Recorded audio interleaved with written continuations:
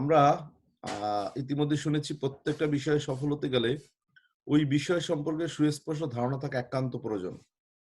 আর এটাও শুনেছি যে এটা আসে কেবলমাত্র ট্রেনিং থেকে। আর প্রত্যেকটা জিনিসের বেসিক, ভেরি ইম্পোর্টেন্ট। বেসিক মানে মূল। আপনার কোনো গাছের যদি গোড়া কেটে দেওয়া হয়, গাছের পরবর্তী অংশ কিন্তু মুহূর্তের মধ্যে পড়ে যাবে। গোড়াটা যত মজবুত, গাছটা তত মজবুত। একটা বিল্ডিং এর ফাউন্ডেশন যত স্ট্রং, বিল্ডিংটা তত স্ট্রং। এই বিজনেসের আপনি বেসিক ট্রেনিংটা সম্পর্কে যত ভালো ধারণা রাখবেন, এই বিজনেসটা আপনি তত দূরে খুব দ্রুত যেতে পারবেন। কারণ আপনার সফলতা সম্পূর্ণটাই বেসিক ট্রেনিং এর উপর নির্ভর করে। সো বেসিক ট্রেনিং প্রসঙ্গে সবার আগে যে কথাটা আমরা বলবো, সেটা হচ্ছে আমাদের দেশের লোকদের, বিশেষ করে যারা আমরা বাংলা ভাষাভাষী আছি, এদের অধিকাংশ লোকেরই কোনো ফাইন্যান্সিয়াল প্ল্যান নাই। বেসিক ট্রেনিং এর মূল গুরুত্ব হচ্ছে আমরা কেন ব্যবসাটা করি, আমরা কেন জেনারেল জয়েন করলাম, আমাদের তো একটা উদ্দেশ্য আছে। ইন জেনারেল সেন্স আমরা কি বলি? আমরা ফিনান্সিয়াল সাকসেস হতে চাই, আমরা টাইম ফ্রিডম পেতে চাই, আমরা আমাদের জীবনের স্বপ্নগুলো পূরণ করতে চাই। দ্যাট মিন্স আমাদের জীবনের ফাইন্যান্সিয়াল একটা গোল থাকা উচিত, কিন্তু আমাদের কোনো ফিনান্সিয়াল গোল নাই। কেন নাই? যদি কোশ্চেন করে আপনার কি ফিনান্সিয়াল গোল আছে, বলবেন নাই। পয়সা হাতে আসলে গোল অটোমেটিক হয়ে যাবে। এখন পয়সা হাতে আসে না কেন? কারণ আপনার কোনো প্ল্যান নাই। আপনার যদি প্ল্যান থাকে, মানি উইল কাম অটোমেটিক্যালি। কথায় বলে যে টাকা ভূতে যোগাবে, যদি আপনি পারপাসটা ক্লিয়ার হন, কেন আপনার টাকা দরকার। সো বেসিক্যালি আমাদের কারো কোনো ফাইন্যান্সিয়াল প্ল্যান নাই, এজন্য পয়সা আমাদের কাছে আসে না। ফাইন্যান্সিয়াল প্ল্যানটা যদি আমরা করতে পারি, পয়সা আমাদের কাছে আসবে। So we need financial plan. That means financial প্ল্যানটা এখন কিভাবে করব, কেমনে করব? আমরা তো টাকাই নেই। আপনাকে ইমাজিনেশন করতে হবে যে আমার অনেক টাকা আছে, তাহলে আমি কি কি করব। কারণ ব্যবসা যখন ভালো থাকে তখন আর ফাইন্যান্সিয়াল প্ল্যান করার কোনো সময় থাকে না। এজন্য ব্যবসার শুরুতেই ফাইন্যান্সিয়াল প্ল্যান করতে হবে। অনেক লোককে আমি দেখেছি যারা নেটওয়ার্ক মার্কেটিং দীর্ঘদিন করেছে, বাট তাদের কোনো অ্যাসেট নেই, তাদের কোনো টাকা পয়সা নাই, বিকজ তাদের কোনো ফাইন্যান্সিয়াল প্ল্যান ছিল না। তার একই কথা বলছে, টাকা আসলে প্ল্যান অটোমেটিক হয়ে যাবে। টাকা যখন আসছে তখন প্ল্যানের অভাবেই তারা টাকাগুলোকে নষ্ট করেছে। সো যখন ব্যবসা নতুন থাকবে, ব্যবসা এই মুহূর্তে ফাউন্ডেশন থাকবে, তখনই আপনার ফাইন্যান্সিয়াল প্ল্যানটা তৈরি করতে হবে। এক কথায় আপনাকে ইমাজিনেশন পাওয়ার বিল্ড করতে হবে।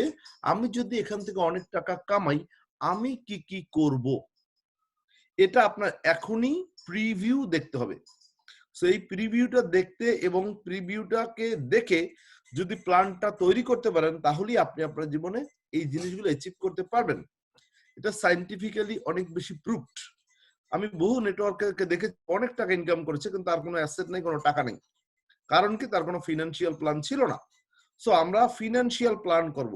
এখন আরেকটু সোজা করে দিই আপনাকে, ফিনান্সিয়াল প্ল্যানটা কিভাবে করব। আপনাকে যদি কোশ্চেন করা হয় আপনার অনেক টাকা আছে, আপনি কি করবেন, তাহলে আপনি যা যা করবেন সেটা হচ্ছে আপনার ফিনান্সিয়াল প্ল্যান, এক কথায়। এখন এটার সাথে আমাদের জেনাসের সম্পর্ক কি? আমরা জেনাসে কেন জয়েন করেছি? কারণ আমাদের এই ফিনান্সিয়াল রিকোয়ারমেন্টস বা স্বপ্নগুলোকে, যেটাকে আমরা ফিনান্সিয়াল প্ল্যান বলেছি, সেখানে দেখা যাবে প্ল্যান যদি হয় যে আপনাকে অনেক টাকা দেওয়া হলে আপনি কি করবেন, আপনি বলবেন আমি একটা সুন্দর বাড়ি করব, এরপর একটা চমৎকার গাড়ি কিনবো, এরপর আমার ব্যাংকে আনা পয়সা রাখবো যাতে কোনো সময় অর্থনৈতিক সমস্যা হলে আমি যেন ওখান থেকে ব্যাকআপ পাই।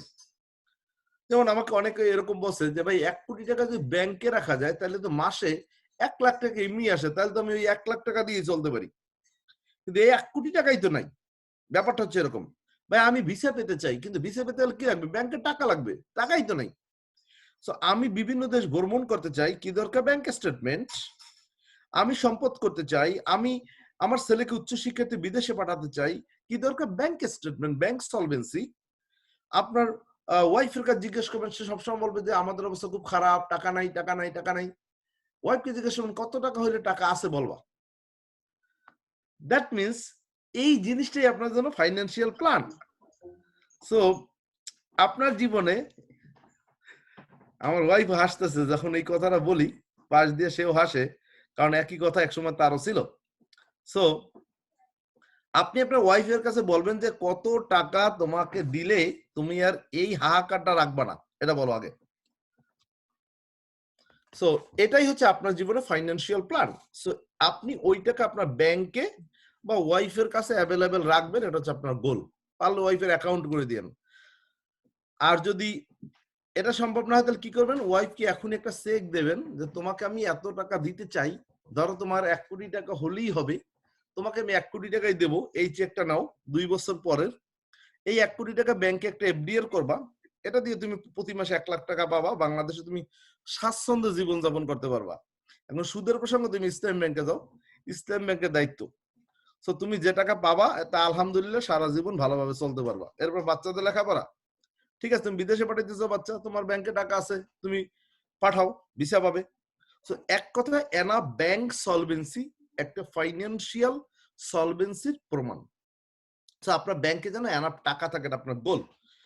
এবার আপনার পজিশন চেঞ্জ, অর্থনৈতিক স্বাবলম্বী হলে অবশ্যই আপনার ড্রেস গুলো চেঞ্জ করবেন, ভালো কিছু ড্রেস কিনবেন, এটা আপনার গোল। আপনি আনলিমিটেড ভ্যাকেশন চান, বিভিন্ন দেশ ঘুরতে চান, বাংলাদেশ আছেন, কোন কোন দেশ ঘুরতে চান লিখে ফেলেন। যে আমার স্বপ্ন আমি দুবাই যাব, আমার স্বপ্ন আমি মালয়েশিয়া যাব। আমি আমেরিকা আমার পাসপোর্টে 28তম সেল। দ্যাট মিনস এর আগেও আমি 28 বার, কোন কোন বহু সেল আছে মাল্টিপল। লন্ডনে আমার 5 বছরের মাল্টিপল ছিল, মালয়েশিয়া আমার 2 বছরের মাল্টিপল ছিল, সিঙ্গাপুরে আমার 2 বছরের মাল্টিপল ছিল, এভাবে অস্ট্রেলিয়ার ভিসা ছিল, ইউরোপের ভিসা ছিল, বিভিন্ন দেশের ভিসা ছিল। এরপর আমি আমেরিকা প্রথমবার আসছি, তাও 3 দিন ছিলাম। দ্বিতীয়বার, প্রথমবার 2011 সালে আসছি, 3 দিন ছিলাম। 2012 সালে এসে আমি থেকে গেছি। যে কারণে মেসেজটা দিলাম, আপনাকে ভিসা দেবে যখন আপনার এনাফ টাকা আছে। অনেক লোক আমেরিকা আসতে চায়, কিন্তু যখন আসতে চায় তখন হুট করে আসতে চায়, আর যখন তার টাকা থাকে তখন সে প্ল্যান করে না। সো আপনি আগেই বলবেন টাকা হলে আমি এই জিনিসগুলো করব, তখন আর ডিলে করবেন না, কারণ এটা আপনার গোল। প্রত্যেকটা জিনিস আপনি অ্যাচিভ করতে চান বা করবেন, এই মনে আপনি কমিটেড থাকবেন। যত ব্যস্তই হোক, আপনার ড্রিম ভ্যাকেশন করা কোন কোন দেশ, এই দেশগুলো আপনি কভার করবেন। বাচ্চাদের হায়ার এডুকেশন অবশ্যই আপনাকে দিতে হবে সাপোর্ট। আমি আমেরিকায় বহু লোককে দেখছি, তার ছেলে ভালো কলেজে চান্স পেয়েছে, ভালো ইউনিভার্সিটি চান্স পেয়েছে, বা টিউশন ফির জন্য তার ছেলেকে সে দিতে পারেনি। সো আপনাকে এনশিওর করতে হবে আপনার ছেলে মেয়েকে আপনি যেন টিউশন ফির অভাবে উচ্চ শিক্ষা থেকে যেন তারা বঞ্চিত না হয়, এটা আপনি এনশিওর করা প্যারেন্ট হিসেবে আপনার দায়িত্ব। এবার অ্যাজ এ মুসলিম আমরা হজ করতে চাই, খ্রিস্টানরা তাদের তীর্থস্থানে যেতে চায়, হিন্দুরা তাদের তীর্থস্থানে যেতে চায়, যে যেখানে যেতে চায়, এটা তার গোল, এটা আমরা চাই। দ্যাট মিনস আমরা এই জিনিসগুলো অ্যাচিভ করার জন্য জেনাসে জয়েন করেছি। এটা ইন জেনারেল আমাদের উত্তর। এখন আসি, আপনি যখন এই গোলগুলো লিখবেন তখন আপনার উত্তর হবে যে এর সাথে জেনাসের সম্পর্ক কি। আমি জেনাসটা করব, কেন করব? কারণ আমরা এই গোলগুলো অ্যাচিভ করার জন্য আমি অন্য যে রাস্তায় আসি, সেই রাস্তায় আমি তো দীর্ঘদিন চেষ্টা করলাম, বাট আমি এটা অ্যাচিভ করতে কতটা পেরেছি। দেখ, আপনি জব করলে, মোস্ট অফ দ্য পিপল দেখা যায় জব করলে তারা একটা সুন্দর বাড়ি জীবনও কিনতে পারে না, সারা জীবন ভাড়া বাসায় থাকে। কিংবা একটা বাড়ি কিনলেও আমেরিকার প্রেক্ষাপটে 30 বছর লোন নিয়ে বাড়িটা কেনে, কারণ ওই বাড়িটা কখনোই তার হয় না। যদি সে 3টে মাস মর্টগেজ না দেয়, বাড়িটা ব্যাংক নিয়ে যায়। দ্যাট মিনস আপনি বাড়ির কিন্তু মালিক হচ্ছে না সম্পূর্ণ টাকা পে অফ হওয়ার পর। আবার অনেক বাড়ি দেখেছি যারা ট্যাক্সও পে করতে পারে না। সো অনেকগুলো বিষয় আপনাকে কিন্তু প্রবলেমে ফেলে দেয়। তো আপনার আলটিমেট গোল, আপনার একটা বাড়ি কিনবেন, সেটা হচ্ছে ব্যাংকের মানে মর্টগেজ ফ্রি। সো এটা হবে আপনার একটা গোল। সো এই জিনিসগুলো যখন আপনার ড্রিম, এগুলো অ্যাচিভ করার জন্য আপনি জেনাসে জয়েন করতে চান, সো এই জিনিসগুলো আপনার একটা নোটবুকে লেখেন, কিংবা আপনার বেডরুমে আপনি ছবি তুলে টানিয়ে রাখেন।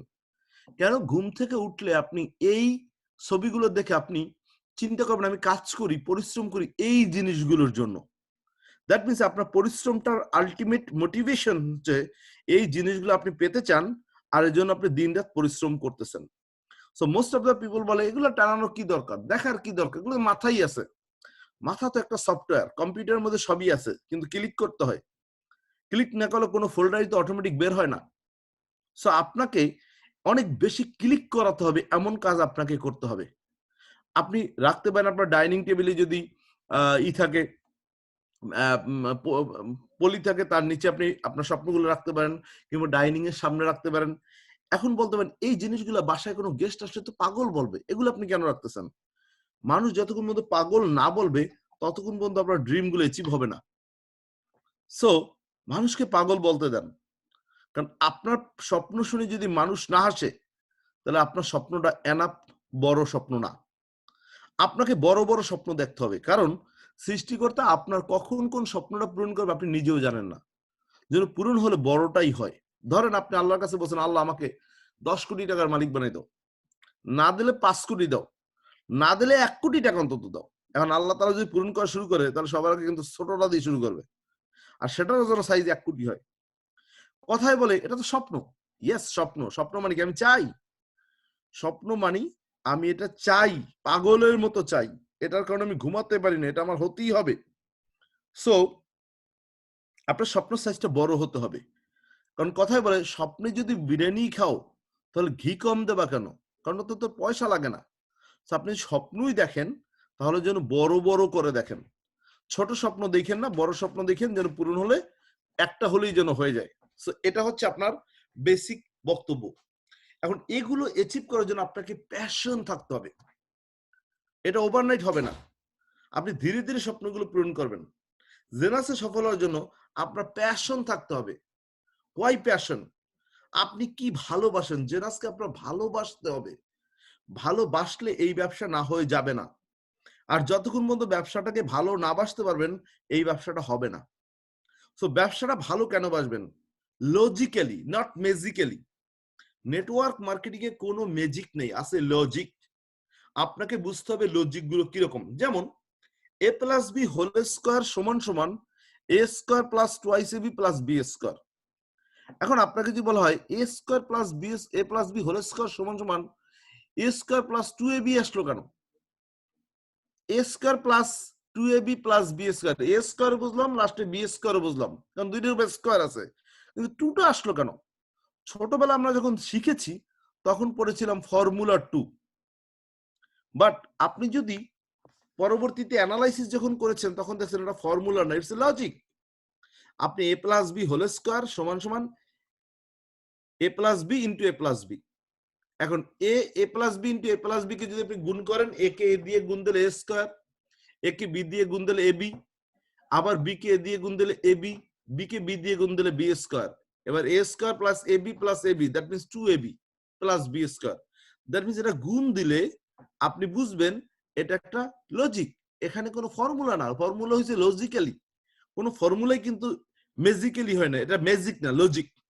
সো আপনাকে প্রত্যেকটা বিষয়ে লজিক্যালি কনভিন্স হইতে হবে যে আমি এই জিনিসগুলো পেতে চাই, আমি এখন যা করি তা দিয়ে এই জিনিসগুলো পাওয়ার সম্ভাবনা খুবই কম। মোস্ট অফ দ্য পিপল তার জীবনে স্বপ্ন পূরণ করতে পারে না।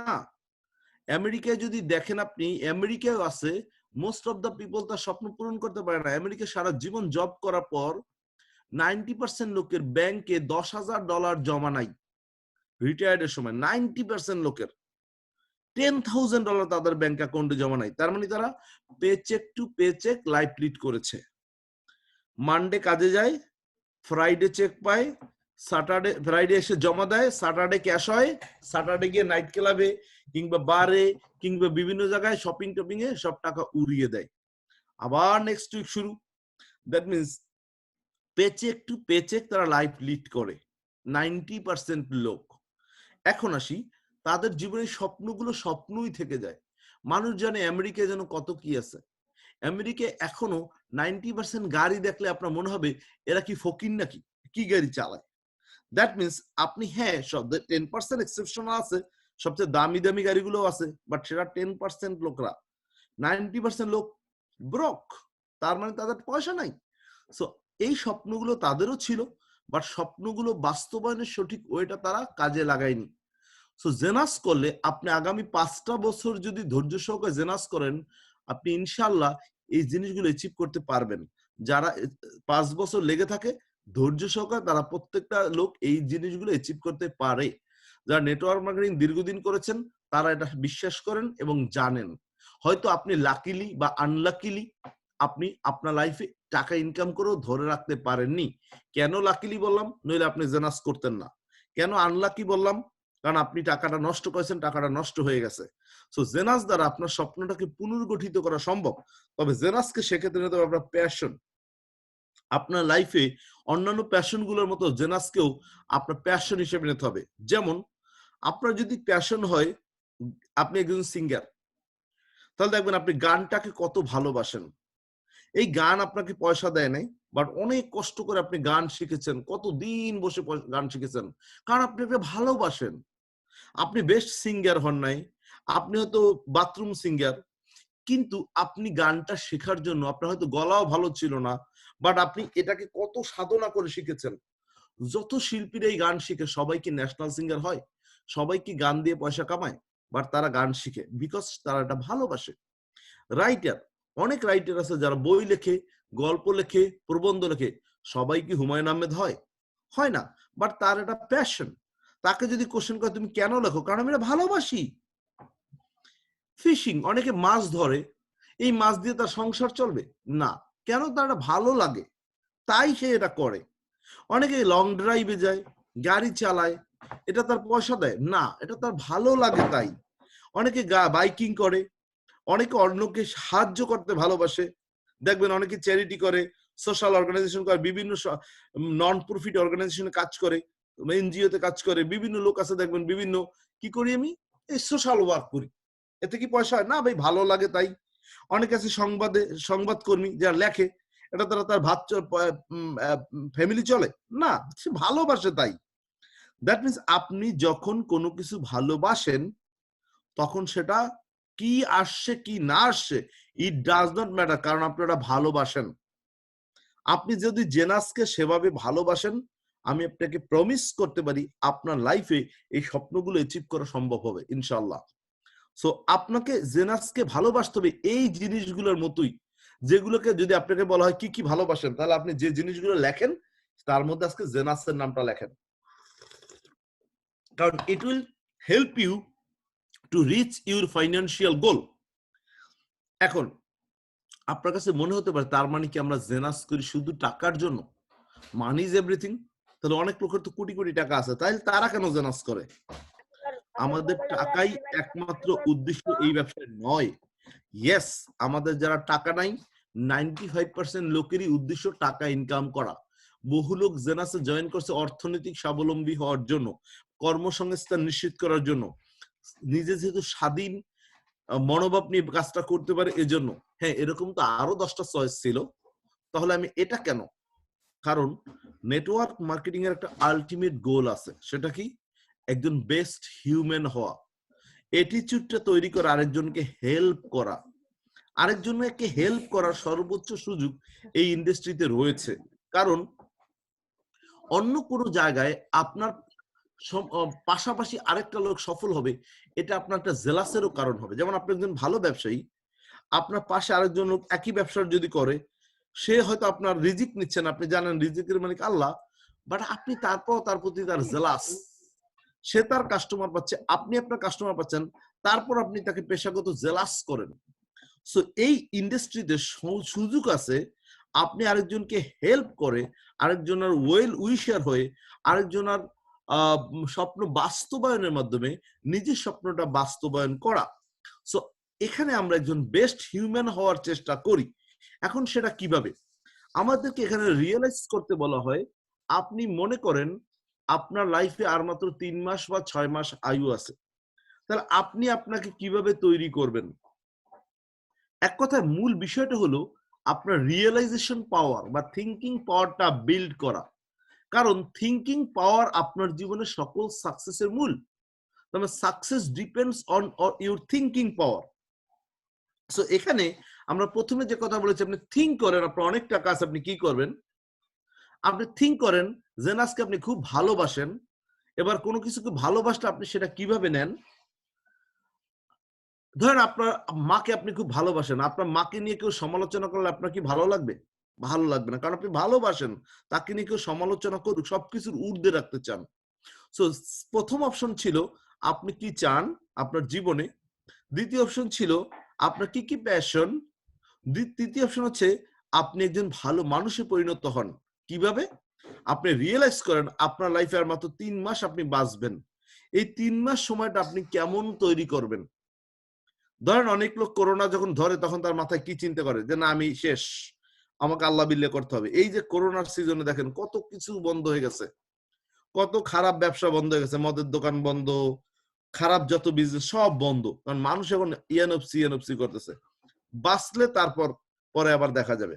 তো আল্লাহ তাআলা এটা কেন করছে? কারণ আমরা এত বেশি আল্লাহকে ভুলে গেছি, যেন আল্লাহ তাআলা মনে করাই দিছে যে হ্যাঁ, তোমার আমাকে মনে করতে হবে, আমাকে মনে রাখতে হবে, কারণ আমরা সীমা ছাড়িয়ে গিয়েছিলাম।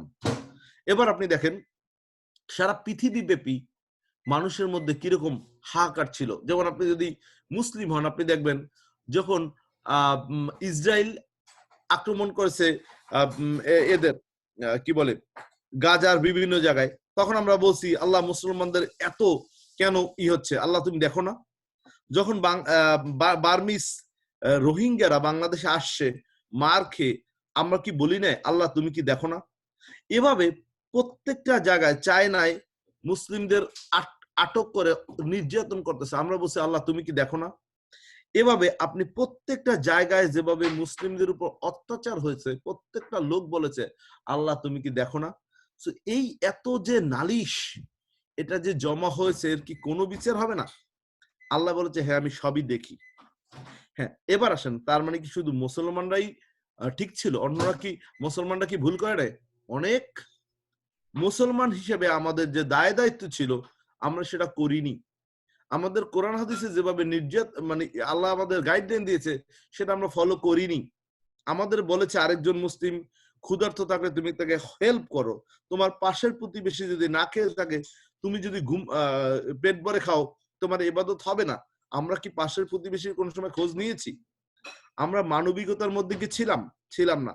এখন বাধ্য হয়ে আল্লাহ আমাদের এমন একটা কাজ করাইছে যে মনে করাইছে যে আমরা কিছুই না, অ্যাজ এ মানুষ আমরা কিছুই না, উই আর নাথিং। আল্লাহ তাআলা কোরআনে লেখছে আমি মশা অথবা তার চেয়েও ছোট কীট পতঙ্গ দিয়ে উদাহরণ দিতে মানে আমার কাছে আমি লজ্জাবোধ করি না। Think about it. মশার চেয়েও ছোট কীট পতঙ্গ দ্বারাও আমাদেরকে উদাহরণ দিতে সে লজ্জাবোধ করে না। তাহলে মশাও তো দেখা যায়, এই যে করোনা কি দেখা যায়? এক করোনার কাছে আমরা কিছুই না। Think about it. পৃথিবীর সবচেয়ে বড় বড় যারা বাদশা ছিলেন, লাইক নমরুদ, একটা মাছি দিয়ে আল্লাহ তাকে ধ্বংস করে দিচ্ছে। তাহলে একটা মাছির কাছে নমরুদ কিছু না, অথচ সে তাকে খোদা দাবি করেছে। ফেরাউন মশা, হ্যাঁ। তাহলে ফেরাউন সারা পৃথিবীর একসময় নিজেকে কিং দাবি করেছে, পানি দিয়ে তাকে চুবিয়ে আল্লাহ তাআলা মারছে। Think about it. আল্লাহ তাআলা একদিন জিবরাইল আলাইহিস সালামকে পাঠাইছে। জিবরাইল আলাইহিস সালাম ফেরাউনের কাছে জিজ্ঞেস করছে, আপনার কাছে যদি কোনো একটা আপনার কর্মচারী বা আপনার অধীনস্থ কেউ যদি যা চায় আপনি সবই যদি তাকে দেন, আর সে যদি আপনার কাছে নিয়ামতের অস্বীকার করে আপনি তাকে কি করবেন? বলে তাকে আমি চুবিয়ে মারবো পানিতে। বলছে ওকে ঠিক আছে, এটা লেখা হইলো, এটা লিখে দেন। লিখে দিছে। যেদিন ফেরাউনকে চুবিয়ে মারছে সেদিন আল্লাহ তাআলা দেখাইছে ওই দিন তোমাকে আমি বলছিলাম তোমারই কিন্তু এটা সিদ্ধান্ত ছিল যে এত নিয়ামত দেওয়ার পরও যদি আমি অস্বীকার করি তাকে কি করা উচিত? চুবিয়ে মারা উচিত। তাকে পানিতে চুবিয়ে মারছে এবং সারা পৃথিবীর প্রত্যেকটা লোকের কাছে নিদর্শন রেখে গেছে যে এই ফেরাউনের লাশ আল্লাহ তাআলা কিন্তু সংরক্ষণ করবে। দেখেন মাত্র 200 বছর আগে তার লাশ পাওয়া গেছে, কিন্তু কোরআন 1400 বছর আগে বলে গেছে ফেরাউনের লাশ আল্লাহ সংরক্ষণ করবে। 200 বছর আগেও যদি কেউ যদি জিজ্ঞেস করতো তোমাদের কোরআনের এই আয়াতটার প্রমাণ দেখাও, মানুষ কিন্তু দেখাইতে পারতো না ফেরাউনের লাশ কোথায় আছে। কিন্তু আজকে আমরা দেখতেছি ফেরাউনের লাশ ঠিকই আছে, আল্লাহ সংরক্ষণ করেছেন এবং সেটা নষ্ট হয়নি, মাছও তাকে খায় নাই। Think about it. সো পানিতেও সে পচে নাই, মাটিতেও সে পচে নাই, তাকে সম্পূর্ণ আল্লাহ তাআলা হেফাজত রেখেছে। যে কারণে কথাটা বললাম, আপনাকে এই বিজনেসের মাধ্যমে একজন বেস্ট হিউম্যান বিং হওয়ার চেষ্টা করতে হবে। আমি জানি প্রতিনিয়ত শয়তান আমাদের ধোঁকা দিচ্ছে, বাট আল্লাহ আমাদের বলেছে নিশ্চয়ই শয়তান তোমাদের প্রকাশ্য শত্রু, আমরা সেটাও জানি। সো তারপর আমাদের এটাও আল্লাহ বলেছেন নিশ্চয়ই মানুষ ভুলের মধ্যে আছে, উত্তম তারাই যারা তওবা করে।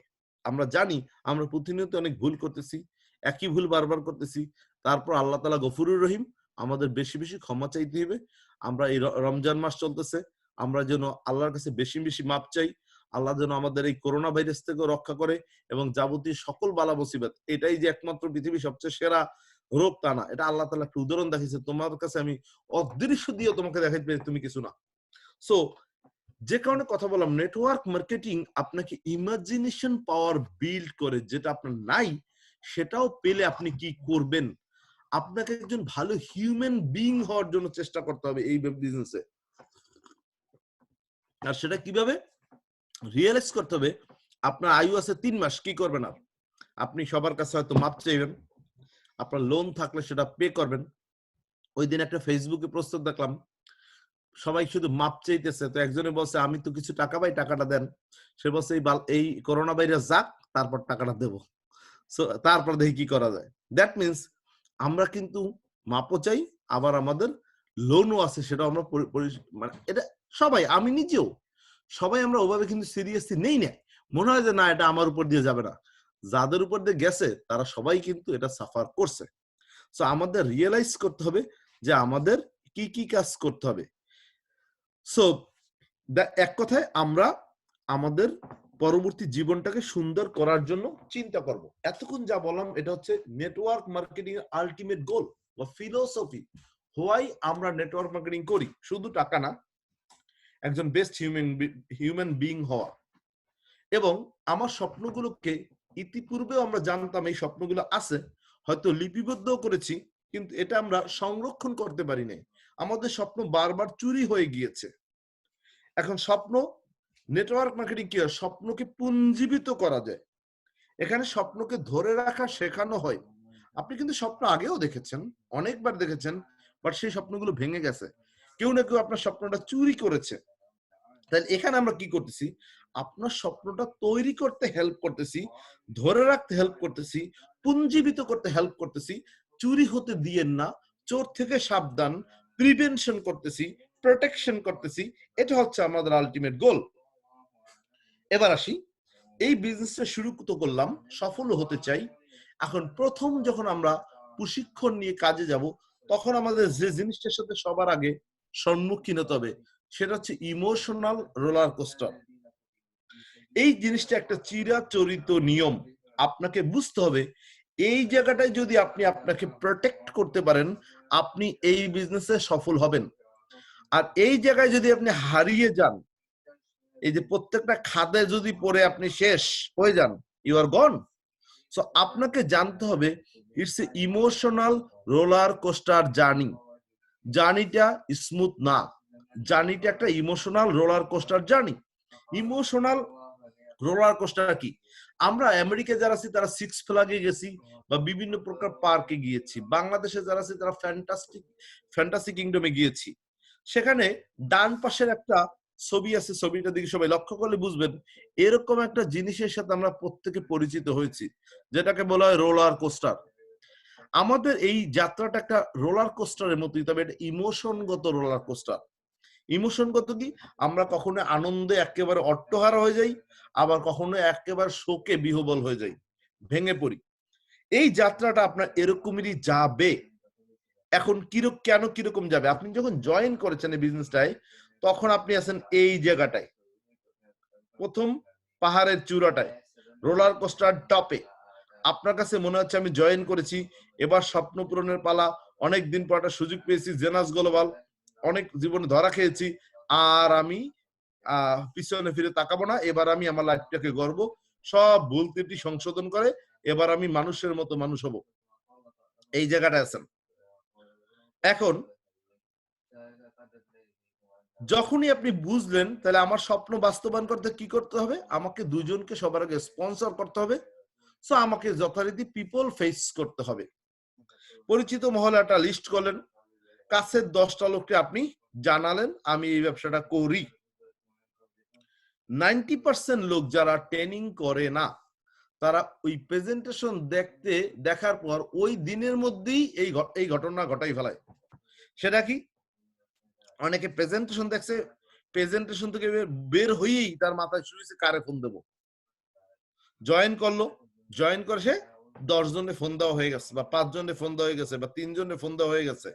কাছের লোকদের কি বলছে যে দোস্ত একটা প্ল্যান পাই গেছি, চমৎকার কোম্পানি, খুব ভালো সিস্টেম, প্রোডাক্ট চমৎকার, এই সব এক্সাইটেড পুরা। বলছে কি হয়েছে ঘটনা খুব খুলে বল। না না, কোম্পানির নাম জেনাস, এখানে আমেরিকান কোম্পানি, আমাদের প্রোডাক্ট গুলো চমৎকার কাজ করে, অনেক ভালো প্রোডাক্ট, একেবারে লাইক মেডিসিন। তো কি করতে হবে, তোমার জয়েন করতে $200 লাগবে বা $250 লাগবে। এরপর কি করতে হবে, 2 জন লোককে জয়েন করে দিবে, এরপর কি করতে হবে, তাদেরও $250 করে দিতে হবে, তারা আবার একইভাবে 2 জন আনবে, এক সময় তুমি আমি মিলিয়নিয়ার হয়ে যাব। এক কথায় ফোনে 5 মিনিটের মধ্যে প্রেজেন্টেশন দেয়া শেষ। এবার তার বন্ধু বলল তুমি আবারও ধরা খাইছো, যদি তারা আগে করে থাকে, নতুন থাকে খবরদার এই জাতীয় কোম্পানি ধারে কাছেও যাইও না। এগুলো আমি অনেক আগে দেখছি, আমার বাবাও দেখছে, দাদাও দেখছে, 14 গোষ্ঠী এগুলো দেখিয়েছে। দ্যাট মিনস তার একটা প্রি অকুপাইড আইডিয়া, সেটা সে চাপিয়ে দিল। সে যদি ইন্স্যুরেন্স কর্মী হয় সেটা ইন্স্যুরেন্সের সাথে তুলনা করবে, সে যদি অন্য কোম্পানি জয়েন করে আরো 10 জায়গায় ধরা খায়, ওই 10 জায়গার সাথে সে কম্পেয়ার করে, যে বলে যার গোষ্ঠী কুমিরে খায় ঢেকি দেখলেও ভয় পায়, সে এটা দেখে পুরোটা মিলিয়ে ফেলছে। এখন সে তার অভিজ্ঞতা হলো কি বললো, ধারে কাছেও যেও না। আপনি কোথায় চলে আসলেন, ধাপাস করে পড়ে গেলেন এই জায়গাটায়, তার মানে আপনার স্বপ্ন চুরি। এবার আপনার যদি দক্ষ আপলাইন থাকে, তিনি যদি দায়িত্বশীল হন, তাহলে তিনি আপনাকে ফোন করে বলবেন কি হয়েছে, তোমার সমস্যাটা কি। কারণ তিনি জানেন প্রত্যেকটা লোক জয়েন করার 24 ঘন্টার মধ্যেই সে এই জায়গাটায় চলে আসে, 90% লোক। তাহলে আপলাইনের দায়িত্ব হচ্ছে তাকে ফোন দিয়ে 24 ঘন্টার মধ্যে তার খোঁজ খবর নেয়, যেটাকে আমরা ডিস্ট্রিবিউটর ফলো আপ বলি। ডিস্ট্রিবিউটর ফলো আপে তাকে বলতে হবে যে আমি জানি তোমার এখন মানসিক অবস্থা কি, মানে তোমার উপর কি ঘটছে এটা আমি জানি, এখন বলো তোমার কি অবস্থা। অধিকাংশ লোক বলবে না ভাই এই ব্যবসাটা আমার এটা হবে না, আমি বুঝতে পারছি, আমি যারে বলছি সবাই না বলছে। এখন দক্ষ আপলাইন হইলে বলবে হ্যাঁ সেটা আমি বুঝতে পারছি তুমি কি কি করেছো, বাট তোমাকে তো আমি বলেছি তুমি ট্রেনিং করার আগে কাউকে ইনভাইট করবা না, তুমি কেন এটা করছো। তো তোমার এই যে যারা না বলছে তারা কি ব্যবসাটা করছে, তারা কি দেখছে, না না তারা এগুলো সম্পর্কে জানে সবাই, কোনো অসুবিধা নাই, তাহলে তুমি কি করতে চাও, আমি এটা করব না, ঠিক আছে অসুবিধা নেই তুমি করো না, বাট তোমাকে আমি একটা অ্যাডভাইস দেবো বা অনুরোধ করবো, সেটা কি, তুমি একটা ট্রেনিং করবা, আমি তোমাকে হেল্প করব, দরকার তুমি ক্যান্সেল করে টাকা দরকার ফেরত পাওয়ার ব্যাপারে, বাট তুমি একটা ট্রেনিং এ আসো। এক কথায় তাকে ট্রেনিং এ আনা হচ্ছে আপলাইনের দায়িত্ব। আর ট্রেনিং এ যখন আসবে তখন সে আবার এই জায়গায় চলে আসবে, কারণ এবার সে বুঝতে পারবে কি সে বোঝে নাই, এবার সে দেখতে পারবে প্রথম প্রেজেন্টেশনে সে কি কি গ্যাপ করেছে। সো তাকে একটা ট্রেনিং বা একটা মিটিং ইনভাইট করলে সে আবার এই জায়গাটা চলে আসবে। এবার সে বুঝতে পারবে এই ঘটনাটা কমন ঘটনা, এটা প্রত্যেকটা নেটওয়ার্কার জীবনেই ঘটে গেছে, প্রত্যেকটা সফল লোকের জীবনে এটা ঘটে গেছে। সো এই কমন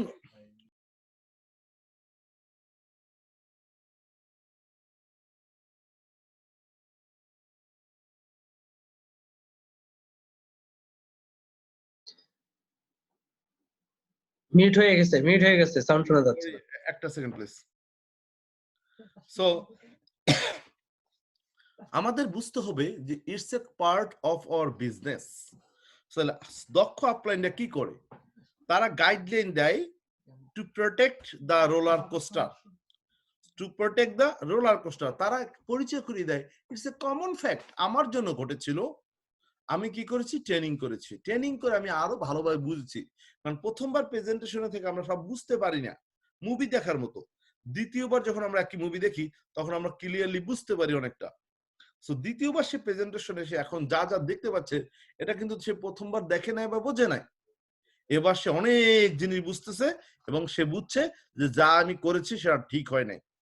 এবার সে কিছু দূর আগালো, হয়তো পার লইছে বা সাফায়ার হইছে, আবার তার নতুন আরেকটা ঘটনার সাথে সে পরিচিত হবে, যেটা আমি এখন বলবো না, ইটস এ লিডারশিপ কনভারসেশন।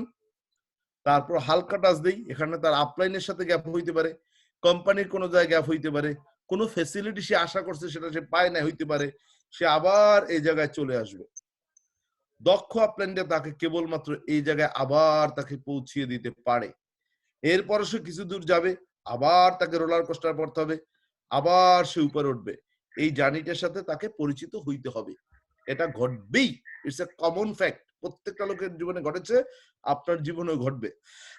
এখন কোশ্চেন হচ্ছে এখান থেকে বাঁচার উপায় কি? বাঁচার উপায় হচ্ছে কিপ দ্য বার ডাউন। এই বারগুলোকে ডাউনে রাখতে হবে। কিপ দ্য বার ডাউন মানে কি? আপনি আগে প্ল্যান দেখার পর 0 থেকে লাফ দিয়ে 10 এ উঠছেন। এবার আমরা বলতেছি আপনি 0 থেকে লাফ দিয়ে 3 পর্যন্ত ওঠেন। অত বেশি আনন্দিত হইয়েন না। আর কেউ না বললে অত কষ্ট পাইয়েন না। 3 থেকে 0 তে আসেন। কিন্তু 1 থেকে 10 এ লাফ দিয়ে 10 থেকে 0 তে আসছেন না। তাইলে পড়ার সময় আপনি খুব কষ্ট পাবেন এবং হারাই যাবেন এই ব্যবসা থেকে। সো বারটাকে ডাউন নেন, টেক ইট নরমাল। কেউ আসলে মুস্কি হাসি, কেউ চলে গেলে কোনো অসুবিধা নেই। আবার কেউ আসলে ওয়েলকাম, না আসলে thank you very much. Take it normal. এখানে অট্টহাসির কোনো কারণ নাই। বরং আপনি যদি কোনো লোকরে এমন দেখান যেন আপনি একটা পরশ পাথর তারে পাইছেন, তাহলে সে দেখা যায় আপনার সকালের নাস্তা, বিকালের নাস্তা, আসা যাওয়ার খরচ, বাসার খরচ, এই পকেট খরচ সব চাইবে। কারণ সে মনে করবে আপনি তার একটা পরশ পাথর পাইছেন। আর সে কাজ করবে, আপনি ডায়মন্ড হবেন, বসে বসে খাবেন, এটা কি সে মেনে নেবে নাকি? কোনোদিনও না। তাহলে সে কি করবে? সে আপনাকে উসল করে ছাড়বে আগেই। একেবারে দেখবেন মানে 1 সেরে সোয়া সের বুঝাই দেবে। যে বিকজ সে বুঝছে আপনি তার একটা পরশ পাথর পাইছেন। সো তাকে ট্রিট করতে হবে এমন যে আমি আপনাকে একটা অপরচুনিটি দিয়েছি। আপনি করলে ভেরি গুড, না করলে কোনো অসুবিধা নেই। আমি নেক্সট আমার অন্য কন্ট্যাক্ট নিয়ে ওয়ার্ক করব। That means take it normal. যেটা আমরা পরবর্তীতে বলবো how to fix the roller coaster. আপনি পুরো বিষয়টাকে নরমাল নেবেন এবং আপনি নিজের প্রতি বিশ্বাস রাখবেন আমি গুড এনাফ এই বিজনেসে সফল হওয়ার জন্য।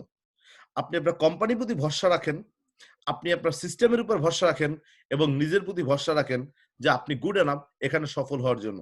তাহলেই আপনি রোলার কোস্টার ফিক্স করতে পারবেন। দ্যাট মিনস সলিউশন হচ্ছে take it normal, don't take it personal. If you believe you are doing good, keep continue doing it. Don't buy the other people's opinion. If you buy their opinion, you will buy their lifestyle. আপনি কখনো অন্য লোকের opinion by করবেন না। আপনি যদি মনে করেন আমি ঠিক আছি, আপনি কন্টিনিউ করে যান। আপনি অন্য কারো কখনোই সিদ্ধান্ত ফলো করবেন না। আমরা একটু পর দেখবো ওয়ারেন বাফেটের একটা বিখ্যাত উক্তি, যে যা বলে তাহা শুধু শুনে যাও, নিজে যেটা ভালো বোঝে তাহাই শুধু করে যাও। আপনি যদি বোঝেন আপনার কাজটা ঠিক আছে, ভালো, অন্য কারো কোনো সমালোচনা আপনি কেয়ার করবেন না, যেটা আমরা পর্যায়ক্রমে দেখব। আপনাকে রোলার কোস্টারটা ফিক্স করার উপায় কি? আপনাকে এই বিজনেসটাকে অন্যান্য যে কোনো বিজনেসের মতো মনে করতে হবে। যেমন আপনি যদি একটা গ্রোসারি স্টোর বা একটা মুদির দোকান দেন, এই দোকানের সামনে দিয়ে যত লোক যাবে সবাই কি আপনার দোকানে কিনবে? সবার কি ওই দিন কেনার দরকার আছে? না। সবাই কি আপনার দোকানে কাস্টমার হবে? তাও না। দেখবেন আপনার সামনের দোকান থেকে সে কিনে নিয়ে যাচ্ছে, কিন্তু সে আপনার দোকানে আসতেছেন না। এজন্য আপনি কান্নাকাটি করেন না?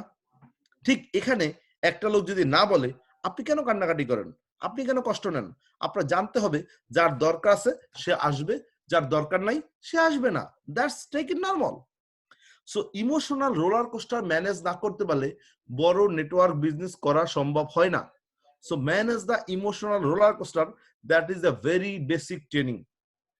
আমরা প্রথমেই ব্যবসাটা জয়েন করার পর ইমোশনাল রোলার কোস্টার জার্নিটাকে ইজিলি নেব। কেউ যদি আসে ওয়েলকাম, না আসলে থ্যাংক ইউ ভেরি মাচ, কোনো অসুবিধা নেই। আমরা কষ্ট পাবো না। এই কষ্টটা যদি লাঘব করে নর্মালি নিতে পারেন, আপনি এই ব্যবসায় সফল হবেন।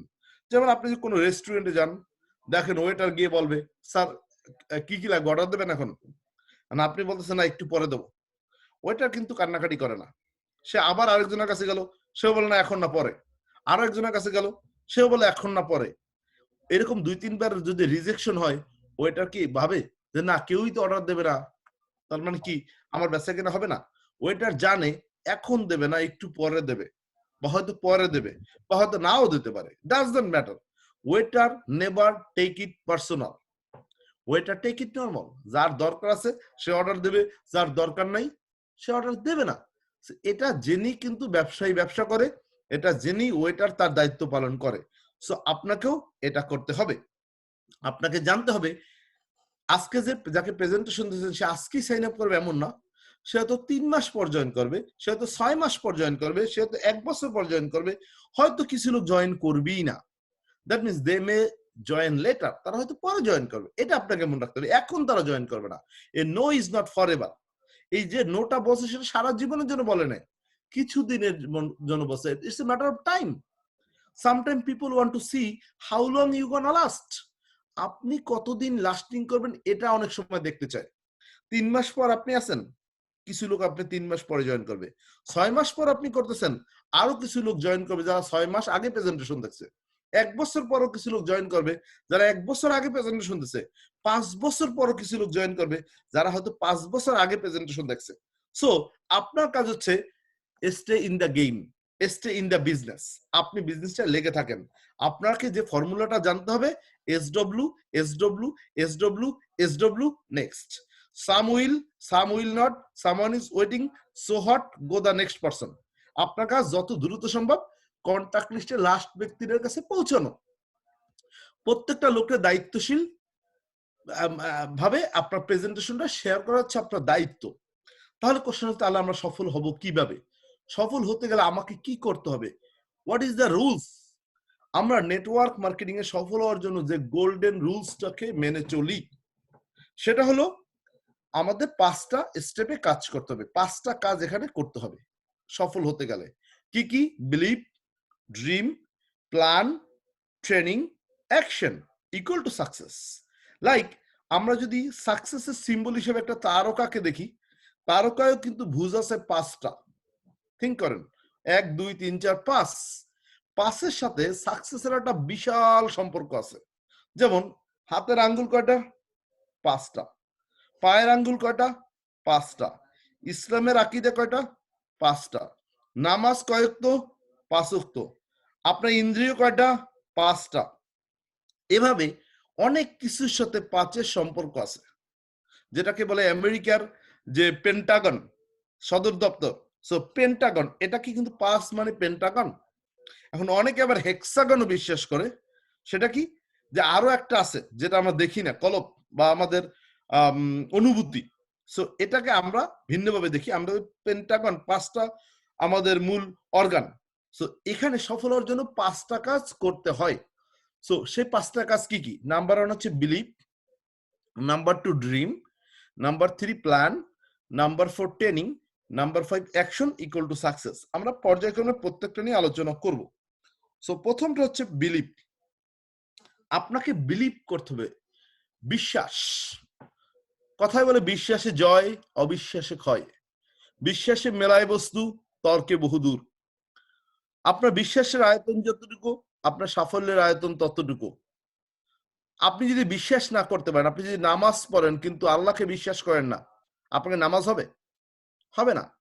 সো প্রথমেই বলেছে তোমরা ঈমান আনো, অতঃপর সৎকর্ম করো। এখন আপনার যদি ঈমানই না থাকে, নামাজ রোজা করে কি কোনো লাভ আছে? কোনো লাভ নাই। ঈমান কি? আপনি আল্লাহকে বিশ্বাস করেন। ঠিক এখানে এই ব্যবসায় সফল হতে গেলে সবার আগে আপনাকে বিশ্বাস করতে হবে। যেমন আপনি ইমাম সাহেবের পিছনে নামাজ পড়তে দাঁড়াইছেন, এখন ইমাম সাহেবের উজু আছে কি নাই এটা নিয়ে আপনি সন্দেহ করতেছেন, কিংবা এই ইমামের পিছনে নামাজ হয় না না হয় সন্দেহ করতেছেন। এরপর আপনি বলেন যদি হয় হোক না হয় না হোক, আল্লাহু আকবার, নামাজে দাঁড়াই গেছেন, আপনাকে নামাজ হবে? হবে না। আপনার ইমামকে বিশ্বাস করে নামাজে দাঁড়াতে হবে। ঠিক এই কোম্পানিকে যদি বিশ্বাস না করেন, এই সিস্টেমকে যদি বিশ্বাস না করেন, নিজেকে যদি বিশ্বাস না করেন, এই ব্যবসা আপনি সফল হবেন না। আপনি অহেতুক সময় নষ্ট হবে। সো সবার আগে আপনাকে কাজ করতে হবে কি? বিশ্বাস। এখন আসি, অধিকাংশ লোক জয়েন করার পর তার প্রথম অর্গানটা বিল্ড করার কথা ছিল বিশ্বাস, কিন্তু সে জয়েন করার পরে চলে যায় 5 নম্বরে। সেটা কি? অ্যাকশন। কাজে চলে যায় ডাইরেক্ট। অ্যাকশনে যাওয়ার পর সে কিছুক্ষণ পর দেখে যে না, তার দ্বারা এটা সম্ভব না। সবাই তাকে না বলতেছে, কারণ তার নাই কি? ট্রেনিং। যদি তার সাকসেসফুল আপলাইন থাকে, সে তাকে অ্যাডভাইস কি দিচ্ছে? তুমি কাজে গেছো কেন? তুমি কি ট্রেনিং করেছো?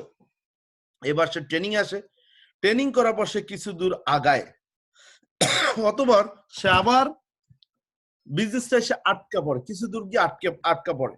এখন তার আপলাইন যদি সাকসেস হয়, সে বলে তুমি কি প্ল্যান করেছো? বলে কি প্ল্যান? এই যে short term plan, mid term plan, long term plan. না তো, আপনি তো আমাকে প্ল্যানের কথা বলেননি। এখন সে প্ল্যান করতে আসে, কারণ তার আপলাইন তাকে শিখিয়েছে সে প্ল্যান করেনি, এজন্য ফেইল। প্ল্যান করার পর সে কিছু দূর যায়, এরপর দেখা যায় সে আবার ফেল করে, কারণ তার কোনো ড্রিম নাই। তার এই জেনাসে কাজ করার সাথে ড্রিমের কোনো সম্পর্ক নাই। সে শুধু জেনাস করতে আসছে টাকা কামানোর জন্য, চলমান অর্থ আয়ের জন্য, বাসা ভাড়া দেওয়ার জন্য, কিংবা সংসার চালানোর জন্য। আর কোনো তার বড় ড্রিম নাই। বড় ড্রিম না থাকলে এই বিজনেসে অনেক দূরে যাওয়া যায় না। তো আপনি জীবনে যা পেতে চান, সেটা যদি এই বিজনেসের সাথে কানেক্টেড না করেন, আপনি এই বিজনেসে একটা অল্প কিছু দিনের জন্য আছেন, যেটাকে বলা হয় if you are doing this business for no reason, you are doing this business for a season. আপনি যদি কোনো কারণ ছাড়া এই ব্যবসাটা করেন, আপনি কিছু দিনের জন্য বা সিজনালি ব্যবসা করতেছেন। If you don't have any reason, you are doing this business for a season. আপনার রিজনটা, আপনার ড্রিমটা হিউজ হইতে হবে, তাহলেই আপনি সফল হতে পারবেন। আর ড্রিম যদি হিউজ না হয়, আপনি এই বিজনেস থেকে কুইট করবেন। সো এবার আপনার আপলাইন আপনাকে গাইডলাইন দিচ্ছে, তোমার ড্রিম নাই, তাহলে বিল্ড ইউর ড্রিম। এবার আপনি ড্রিম তৈরি করতে আসছেন। ড্রিম তৈরি করার পর দেখা গেল আপনি কিছু দূর গেলেন, এরপর দেখা গেল আপনি আবার বিজনেসে স্টাক, কারণ আপনার বিভিন্ন কারণে আপনার কাছে মনে হচ্ছে this is not the right platform, this is not the right company, this is not the right system, this is not my right upline. অনেকগুলো প্রবলেম আপনার মধ্যে কাজ করতেছে। এবার আপনার সমস্যা হচ্ছে আপনার ফার্স্ট অর্গানে সমস্যা। সেটা কি? বিশ্বাসের সমস্যা। আপনি কোম্পানিকে এখন বিশ্বাস করতে পারতেছেন না, আপনি সিস্টেমকে বিশ্বাস করতে পারতেছেন না, আপলাইনকে বিশ্বাস করতে পারতেছেন না, প্রোডাক্টে বিশ্বাস করতে পারতেছেন না, আপনি নিজেকেও বিশ্বাস করতে পারতেছেন না যে আমি এটা পারি। সো এবার আপনি চলে আসছেন, আপনার আপলাইন বলে বিল্ড ইউর বিলিভ। এবার আপনি বিলিভ নিয়ে কাজ করতেছেন, অথচ এই বিশ্বাসটাই আপনার প্রথম মজবুত করে কাজে নামার কথা ছিল। বাট সেটা আপনি কি করতেছেন? সবকিছু লস করে দেন আপনি বিশ্বাস বিল্ড করতে আসছেন। তাহলে প্রফেশনাল যারা, দক্ষ যারা, তারা কি করে? সবার আগে ওয়ার্ক করে বিলিভে, build your believe. So build your believe কি? বিলিভ করব কোম্পানি, বিলিভ করব সিস্টেম, বিলিভ করব নিজেকে। চলুন, কোম্পানিকে বিশ্বাস কিভাবে করব? আমার কথায় বিশ্বাস করবেন না। শুরুতেই বলেছি আমরা কোনো কিছুই ম্যাজিক্যালি বিলিভ করব না, ম্যাজিক্যালি করব না, সব লজিক্যালি করব। এই কোম্পানিকে আমরা বিশ্বাস করব লজিক্যালি। কোশ্চেন হচ্ছে কোম্পানিকে লজিক্যালি বিশ্বাস করার উপায় কি? কোন কোম্পানিকে যদি আপনি যাচাই করতে যান, তার তিনটে জিনিস দেখবেন। কি কি? তার ডাইভার্সিফিকেশন, তার কমিটমেন্ট, তার ক্রেডিবিলিটি। যেমন আমেরিকায় কোন লোককে যদি লোন দেয়, তার আগে দেখে তার ক্রেডিট হিস্টরি, তার ক্রেডিট কেমন। সো এটা দেখে তারা বুঝতে পারে তার সাথে লেনদেন করা যাবে কি যাবে না। সো রাসূলুল্লাহ সাল্লাল্লাহু আলাইহি ওয়াসাল্লামকে কোশ্চেন করেছিল, ইয়া রাসূলুল্লাহ, কোন লোকটা আমরা বিশ্বাস করতে গেলে তার কি কি দেখবো? বলে তার তিনটা জিনিস দেখবা। নাম্বার 1, তার কথা কাজে মিল আছে কিনা। নাম্বার 2, সে আমানত খেয়ানত করে কিনা। নাম্বার 3, সে ওয়াদা ভঙ্গ করে কিনা। এই তিনটা জিনিস যদি দেখো ঠিক আছে, তাহলে তুমি তাকে বিশ্বাস করতে পারো। আমাদের এখানেও আপনার তিনটা জিনিস দেখতে হবে কোম্পানিকে বিশ্বাস করার জন্য। নাম্বার 1 হচ্ছে ডাইভার্সিফিকেশন, যে কোম্পানি দিন দিন পয়সা লাভ করেছে কিনা। নাম্বার 2 হচ্ছে তার কমিটমেন্ট, সে আমাদের যেটা কমিটমেন্ট করেছে সেটা সে রেখেছে কিনা। নাম্বার 3, তার ক্রেডিবিলিটি এখন বেড়েছে না কমেছে। Number 1, diversification. ডাইভার্সিফিকেশন মানে প্রসার। কোন একটা ব্যবসা যদি ছোট থেকে শুরু করে দিন দিন যদি সে তার ব্যবসা বাড়ায়, তাহলে তার ব্যবসা কি ভালো না খারাপ? ভালো। তার ব্যবসার আয়তন দেখে আমরা বুঝি তার ব্যবসা খারাপ বা ভালো। ধরেন আমেরিকার ক্ষেত্রে আপনি একটা ডাঙ্কিন ডোনাট দিয়ে ব্যবসা শুরু করেছেন, বছর তিনেকের মধ্যে আপনার 10টা ডাঙ্কিন ডোনাট আছে, সবাই কি বুঝবে? আপনার ব্যবসা ভালো। আপনার একটা গ্যাস স্টেশন আছে, কয়েকদিনের মধ্যে আপনি 5টা গ্যাস স্টেশনের মালিক, আপনার ব্যবসা ভালো। ঠিক বাংলাদেশের ক্ষেত্রে আপনার অফিসটা একটু ছোট ছিল, এখন আপনি বড় একটা অফিস নিয়েছেন, ব্যবসা ভালো। কিংবা আপনার নিজস্ব একটা ফ্লোর কিনে ফেলেছেন, ব্যবসা ভালো। বিভিন্ন কারণে যে ব্যবসা করে সে আগে একটা নরমাল গাড়ি চালাইতো, এখন লাক্সারিয়াস একটা গাড়ি চালায়। আগে যেভাবে চলতো এখন তার চেয়ে আরো অনেক ভালো চলে। তার প্রত্যেকটা জিনিস পরিবর্তন। এটা দেখে আমরা সাধারণ সেন্সে বুঝি তার ব্যবসা কিরকম। That is called diversification. দিন দিন তার প্রসার হচ্ছে, উন্নতি হচ্ছে কিনা এটা দেখলে আমরা বুঝি। এখন আমরা জেনাস গ্লোবালের সাথে কানেক্ট করি। জেনাস গ্লোবাল 10 বছর আগে ব্যবসা শুরু করেছে। 10 বছরের মধ্যে ওয়ার্ল্ডের 155টা দেশে তার শাখা ওপেন করতে সক্ষম হয়েছে। তার মানে এই ব্যবসা খারাপ না ভালো? ডেফিনেটলি ভালো। প্রতি বছরই একটা, দুইটা, তিনটা, চারটা করে দেশ ওপেন করে। 10 বছরে 155টা। থিঙ্ক অ্যাবাউট ইট, গড়ে প্রতি বছর 15টা দেশ ওপেন করেছে। তো এভাবে যে তারা ওপেন করেছে বিকজ অফ তাদের ব্যবসা ভালো, এজন্যই তারা ওপেন করেছে। দ্বিতীয়ত কমিটমেন্ট। জেনাস গ্লোবাল বলেছে তুমি এই কাজ করলে তুমি এটা পাবা, তুমি এত ট্রাভেল পয়েন্ট করলে তুমি ইউরোপে ট্যুর পাচ্ছ, তুমি গ্রিসে যাচ্ছ, তুমি আইসল্যান্ডে যাচ্ছ, তুমি ইটালি যাচ্ছ, তুমি সুইজারল্যান্ড যাচ্ছ, তুমি বিভিন্ন দেশে যাচ্ছ। প্রতি বছর জেনাস গ্লোবাল ট্রিপ দিয়ে থাকে। গত বছর 20,000 লোকের ট্রিপে পাঠাইছে। দ্যাট মিনস কোম্পানি বলছে তুমি এটা করলে তোমাকে আমি ভ্যাকেশন দিচ্ছি, তুমি এতটুকু কাজ করে 2জনকে স্পন্সর করে তুমি এক্সিকিউটিভ, তুমি 8জনকে স্পন্সর করলে বা 4জনকে এক্সিকিউটিভ বানালে তুমি জেড। আমরা যখন এই কাজটা করি সাথে সাথে আমাদের পদমর্যাদা আপগ্রেড হয় কিনা? হয়। তুমি 12জনকে সাফার বানালে, এক্সিকিউটিভ বানালে তুমি সাফার, সাফার হলে তোমার এই বোনাস সেটা কোম্পানি দেয় কিনা? দেয়। তুমি লেফটে 600, রাইটে 300 পয়েন্ট হলে 35টা কমিশন তুমি পাও কিনা? হ্যাঁ আমরা পাই। তোমার এত পয়েন্ট, লেফটে 10,000 সিবি, রাইটে 10,000 সিবি জমা হয়েছে, তুমি দেখো কয়টা সাইকেল পাও। সো এভরিথিং আমাদের কথা কাজের তার মিল আছে। কথা কাজের মিল না থাকলে আমরা এই কোম্পানিতে বছরের পর বছর কাজ করতে পারতাম না। দ্যাট মিনস কোম্পানির কমিটমেন্ট দেখে আপনি কোম্পানিকে বিশ্বাস করতে পারেন। Third, credibility. একটা কোম্পানি আগে আগে এমন একটা সময় ছিল যখন বলতো এই সমস্ত কোম্পানি 6 মাসের বেশি টেকে না। তাহলে জেনাস গ্লোবাল 11 বছর যাবৎ ব্যবসা করেছে। আমাদের এখন আর ওই ভয়ের কোনো কারণ নাই যে 6 মাসের বেশি টেকে না এটা। তার মানে জেনাস গ্লোবাল সেই সাধারণত মোস্ট অফ দ্য কোম্পানি যদি 5 বছর টিকে যায় তাহলে কোনো এক্সিডেন্ট না হলে এই কোম্পানি বন্ধ হওয়ার আর কোনো কারণ নাই বিজনেসগত দিক থেকে।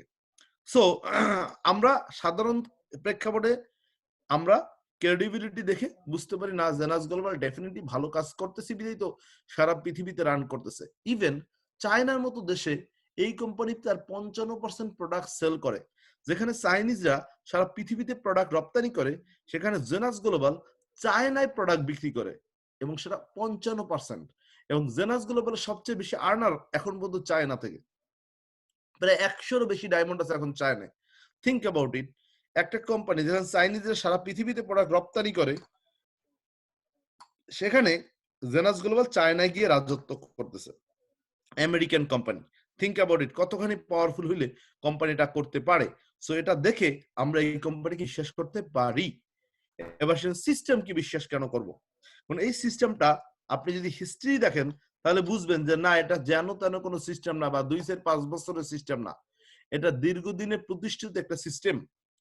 সিস্টেমটা যদি আমরা অ্যানালাইজ করি কবে থেকে আসছে তাহলে আমরা দেখতে পাই ডক্টর কার্ল রেইনবোর্গ নামে এক কেমিস্ট মূলত এই সিস্টেমটাকে আবিষ্কার করেছেন 1940-41 সালে। এই তথ্যগুলো কোথায় পাওয়া যায়? জিগ জিগলের একটা বই আছে, নেটওয়ার্ক মার্কেটিং ফর ডামিস। এই বইতে তথ্যগুলো স্পষ্ট লেখা আছে। সো এই সিস্টেমটা 1940-41 সালে। এখন আপনারা বলতে পারেন তাহলে তার আগেও তো অনেকগুলো কোম্পানি দেখতেছি 100 বছর কাজ করে, 120 বছর কাজ করে, যেমন ভরওয়ার্ক, অ্যাবন, এরা 120 বছর ব্যবসা করে। তাহলে তারা কিভাবে করে? তারা প্রথমে আসছিল ট্রেডিশনাল সিস্টেমে, এরপর তারা নেটওয়ার্ক সিস্টেমে কনভার্ট হয়েছে। সো এরকম অনেক কোম্পানি পাবেন যারা আগে ট্রেডিশনাল পায়োনিয়ার ছিল, পরে দেখছেন না আমাদের নেটওয়ার্ক আসা উচিত। যেমন অনেক লেনদেনই কিন্তু আগে অফলাইন হইতো, এখন অনলাইনে চলে আসছে। আস্তে আস্তে তারা আপগ্রেড করেছে। আগে মোবাইল যেরকম ছিল এখন মোবাইল অনেক আপগ্রেড না, বিজনেসেরও তারা একটা আপগ্রেড ভার্সনে নিয়ে এসছে। সো এমন আপগ্রেড করেছে, ভরওয়ার্ক আপগ্রেড করেছে, এরকম অনেকগুলো কোম্পানি আছে। বাট সিস্টেমটা 1940-41 সালে আমেরিকার ক্যালিফোর্নিয়ায় ডক্টর কার্ল রেইনবোর্গের আবিষ্কৃত একটি মেডিসিনকে কেন্দ্র করে আবিষ্কৃত হয়েছিল। মেডিসিন না, ফুড সাপ্লিমেন্টকে কেন্দ্র করে আবিষ্কৃত হয়েছিল। যে প্রোডাক্টের নাম হচ্ছে নিউট্রিলাইট, এটা এখন অ্যামওয়ে কর্পোরেশন বিক্রি করে। সো 1940-41 সালে এই সিস্টেমটা আবিষ্কৃত হয় আমেরিকার ক্যালিফোর্নিয়ায়। 1958 সালে এটা ইউএস কংগ্রেসে বৈধতার স্বীকৃতি পায়। তারপর থেকে সারা বিশ্বে বর্তমানে প্রায় 170টারও বেশি দেশে এই সিস্টেমে ব্যবসা চলে। প্রায় 14,000 কোম্পানি এই সিস্টেমে বর্তমানে ব্যবসা করে এবং $178 বিলিয়ন এই মুহূর্তে ইয়ারলি রেভিনিউ জেনারেট করে এই সিস্টেম, নেটওয়ার্ক মার্কেটিং সিস্টেম। এই সিস্টেমে বর্তমানে 93 মিলিয়ন পিপল এই সিস্টেমের সাথে কাজ করে এবং আমেরিকায় তথা সারা বিশ্বে প্রতি 5 জন নিউ মিলিয়নিয়ারের একজন আসে এই ইন্ডাস্ট্রি থেকে। প্রতি 5 জন উমেন এন্টারপ্রেনার যারা মাসে $100,000 বা $1 লক্ষ ইনকাম করে, তাদের 4 জনই আসে এই ইন্ডাস্ট্রি থেকে। 5 জন মহিলার মধ্যে 4 জনই আসে নেটওয়ার্ক মার্কেটিং থেকে। তো চিন্তা করে দেখেন, মহিলাদের জন্য best way to work in network marketing, কারণ মহিলাদের এত ভালো আয় করার আর কোনো সুযোগ নাই। কারণ ইচ্ছা মতো সময় তারা কাজটা করতে পারে, ইভেন তারা তাদের বাসায় বসেও কাজটা করতে পারে। That's why this is a perfect place to work for women. এটা হচ্ছে নেটওয়ার্ক মার্কেটিং সিস্টেম। এই সিস্টেমের আরেকটা মার্কেটিং, এই সিস্টেমে আরেক নাম হচ্ছে হোম বেস বিজনেস, এর আরেক নাম হচ্ছে অনলাইন মার্কেটিং, এর আরেক নাম হচ্ছে মাল্টি লেভেল মার্কেটিং। বর্তমানে সারা বা ডাইরেক্ট মার্কেটিং, সারা বিশ্বে বর্তমানে নেটওয়ার্ক মার্কেটিং বা মাল্টি লেভেল মার্কেটিং নামে বেশি পরিচিত। যেভাবেই হোক না কেন, আমরা মূলত সিস্টেমটাকে বিশ্বাস করি কেন? কারণ এর পিছনে একটা হিউজ স্ট্রেংথ আছে, এস্টাবলিশমেন্ট আছে। এটা উড়ে এসে জোরে বসা কোনো সিস্টেম না, দীর্ঘদিনে প্রুভেন মেথড। আমেরিকার কংগ্রেসে ভোটাভুটির মাধ্যমে এই সিস্টেম বিজয় লাভ করেছে, ইউকে পার্লামেন্টে ভোটাভুটির মাধ্যমে বিজয় লাভ করেছে। এরকম অসংখ্য দেশে এই সিস্টেম নিয়ে ভোটাভুটি হয়েছে। কারণ আমরা জানি কংগ্রেসে বা সিনেটে বিল পাশ করার পরই কোন জিনিস অনুমোদন হয়, এটা নিয়েও বিল পাশ করে অনুমোদন দেয়া হয়েছে এবং এফটিসি, ফেডারেল ট্রেড কমিশন, এটাকে প্রতিনিয়ত নিয়ন্ত্রণ করে এবং প্রত্যেকটা কোম্পানিরই একটা ইন্ডিভিজুয়াল কমপ্লায়েন্স ডিপার্টমেন্ট থাকে। কমপ্লায়েন্স ডিপার্টমেন্ট এই কোম্পানির যারা নিয়ম পরিপন্থী কাজ করে তাদেরকে অলওয়েজ পানিশমেন্ট দেয় বা টার্মিনেট করে। যেমন আপনি যদি ফেসবুকে একটা পোস্ট দেন জেনাস গ্লোবাল নিয়ে, আপনার ফেসবুকে অ্যাকাউন্টটা ওপেন করেছেন জেনাস গ্লোবাল নামে, আপনার আইডিটা কোম্পানি সাসপেন্ড করে দেবে সাথে সাথে। আপনি জেনাস গ্লোবাল নিয়ে যদি এমন কোনো দেন, যেমন এটা ফুড সাপ্লিমেন্ট প্রোডাক্ট, আপনি মেডিসিন প্রোডাক্ট হিসেবে ক্লেম করতেছেন, আপনার কোম্পানি আপনার আইবিও শাটডাউন করতে পারে। আপনার যখনই একটি সাইকেল করবেন তখন আপনাদের একটা কমপ্লায়েন্স টেস্ট দিতে হবে, ওই টেস্টে আপনাদের পাস করতে হবে। ওই টেস্টে সব নিয়ম কানুনগুলো বলা আছে। ইয়েস, আপনি এই টেস্ট আগেও দিতে পারেন। আপনার ব্যাক অফিসে লগ ইন করলে নিচে দেখবেন ট্রেনিং, সেখানে ট্রেনিং করতে হবে। বাট এক সাইকেলের পর সকল কমিশন আপনাকে হোল্ড করে দেবে যদি এই ট্রেনিং আপনি পাস না করেন। So be careful about the compliance test. আমরা প্রত্যেকটা লোককে এই টেস্টটা দেখাবো যেন তারা কি করতে পারবে কি করতে পারবে না। যেমন আপনি বলতে পারবেন না যে আমি এখান থেকে একটা $10,000 বাসায় আমি ভাড়া থাকি, যেহেতু আমি জেনাসের এই পজিশনে আছি। আপনি বলতে হবে by putting my hard work, বা আমি অনেক পরিশ্রম করে এখানে এখন এরকম একটা লাইফে আসতে সক্ষম হয়েছি। প্রত্যেকটা ক্ষেত্রে আপনার পরিশ্রম এবং হার্ড ওয়ার্ক যোগ করতে হবে, কারণ প্রত্যেকটা লোক এই জায়গাটা অনেক পরিশ্রম এবং হার্ড ওয়ার্কের মাধ্যমে যে কোনো লোক এখানে আসবে এমন কোনো গ্যারান্টি নাই। সো এই ইন্ডাস্ট্রি এই জিনিসটা আগে প্রোটেক্ট করে কাস্টমার রাইট। সো আপনাকে এই জিনিসগুলো সম্পর্কে সচেতন থাকতে হবে এবং এই সিস্টেমে আপনাকে সিস্টেমটা ফলো করতে হবে, কোনো রং সিস্টেম অ্যাপ্লাই করা যাবে না। থার্ডলি আপনার বিলিভ করতে হবে আপনার নিজেকে বিশ্বাস করা হচ্ছে পৃথিবীর সবচেয়ে কঠিন কাজ। কারণ আমরা প্রতিনিয়ত আমরা কনফিডেন্ট লুজ করি। কেন কনফিডেন্ট লুজ করি? বিকজ অফ আমাদের প্রি অকুপাইড আইডিয়া, পূর্বের ভ্রান্ত ধারণা, পূর্বের অনেক ধরা খাওয়ার হিস্ট্রি আমাদের কনফিডেন্সকে ডাউন করেছে। আমরা মনে করি এটা আমার পক্ষে সম্ভব না, এটা অমুকের পক্ষে সম্ভব। ডায়মন্ড এটা আমার পক্ষে সম্ভব না, রানাবাইয়ের পক্ষে সম্ভব হয়েছে, কেলভিনের পক্ষে সম্ভব হয়েছে, টডের পক্ষে সম্ভব হয়েছে, এটা আমার পক্ষে সম্ভব না। আপনাকে কি বিশ্বাস করতে হবে nobody is genius in the world, people become genius by practice. Nobody genius in the world, people become genius by practice. আমরা যে জন্য জানি বলতে বলতে বক্তা, গাইতে গাইতে গাহেন, এরকম কথাগুলো আমরা শুনেছি। প্রত্যেকটা লোক, একজন আনারি লোক বা অর্ডিনারি পিপল এই ইন্ডাস্ট্রিতে এসে এক্সট্রা অর্ডিনারি পিপলের রূপান্তর হয়, পার্সনের রূপান্তর হয়, কারণ এই ইন্ডাস্ট্রি তাকে দ্বারা প্র্যাকটিস করায়। যেমন আমরা প্রতিটা সেশনের পর কিছু লিডারদের ডাকি, কেন ডাকি? সে বক্তব্য প্র্যাকটিস করুক, সে বলাটা প্র্যাকটিস করুক। সো বলতে বলতে আমরা প্রত্যেকটা লোক বক্তা হয়ে যাই। এখানেও আপনাকে বুঝতে হবে, আপনি কোনো জিনিসই পারেন না যদি আপনি না শেখেন। আপনি সবকিছুই পারেন যদি আপনি শেখেন। যেমন ছোটবেলা আপনি হাঁটতে জানতেন না, কথা বলতে জানতেন না, লিখতে জানতেন না, সাঁতার কাটতে জানতেন না, সাইকেল চালাতে জানতেন না, গাড়ি ড্রাইভ করতে জানতেন না। প্রত্যেকটা কাজ আপনি শিখেছেন, তাই পেরেছেন। কোনো কিছুই আপনি পারেন না যদি না শেখেন। এখন আপনারা যদি প্রথম হাঁটার কথা মনে করেন, আপনার যদি যারা বাবা হয়েছেন তারা তাদের বাচ্চারা কিভাবে হাঁটা শিখিয়েছেন মনে করেন, তাই আপনি বুঝবেন। কিংবা আপনি নিজেরই ছোটবেলা হাঁটার কথা আপনি চিন্তা করেন, কতবার আপনি পড়ে গেছেন, বাট আপনি শিখেছেন, পেরেছেন। প্রথমবারই আপনি হাঁটতে পারেননি। যদি সাইকেল চালানোর কথা মনে করেন, তাহলে আপনি দেখবেন সাইকেল চালাতে গিয়ে আপনি কতবার পড়ে গেছেন। সো কিন্তু আপনি লেগেছিলেন না শেখার আগ পর্যন্ত, এজন্য আপনি পেরেছেন। সাঁতার কাটতে গেলে আপনি মনে করে দেখেন কতবার আপনি পানি খেয়েছেন কিংবা পারেন নাই। আমার মনে আছে আমি নারিকেল দিয়েও সাঁতার কাটা শিখছি, দুইটা নারিকেল একত্রে জোড়া দিয়ে পুকুরে সাঁতার কাটা শিখেছি। আবার অনেক সময় মা পেটের নিচে হাত দিয়ে সাঁতার কাটা শেখাইছে, আবার ছেড়ে দিছে, কিন্তু কখনোই ছেড়ে দিতে এটা চাইতাম না, কিন্তু না ছেড়ে দিলে তো পারতাম না। সো ছেড়েও দেবে, এটা একটা পার্ট। এই বিজনেসে আমরা অনেক লিডারকে কিছুদিন পর ছেড়ে দিই, দেখি সে পারে কিনা, নইলে সে কখনোই নিজের উপর নির্ভরশীল হবে না। সো শেখাবো, ছেড়েও দেবো, আবার শেখাবো, আবার ছেড়ে দেবো। এটা আপনাকে আগ থেকেই জেনে রাখতে হবে, it's a part of our business.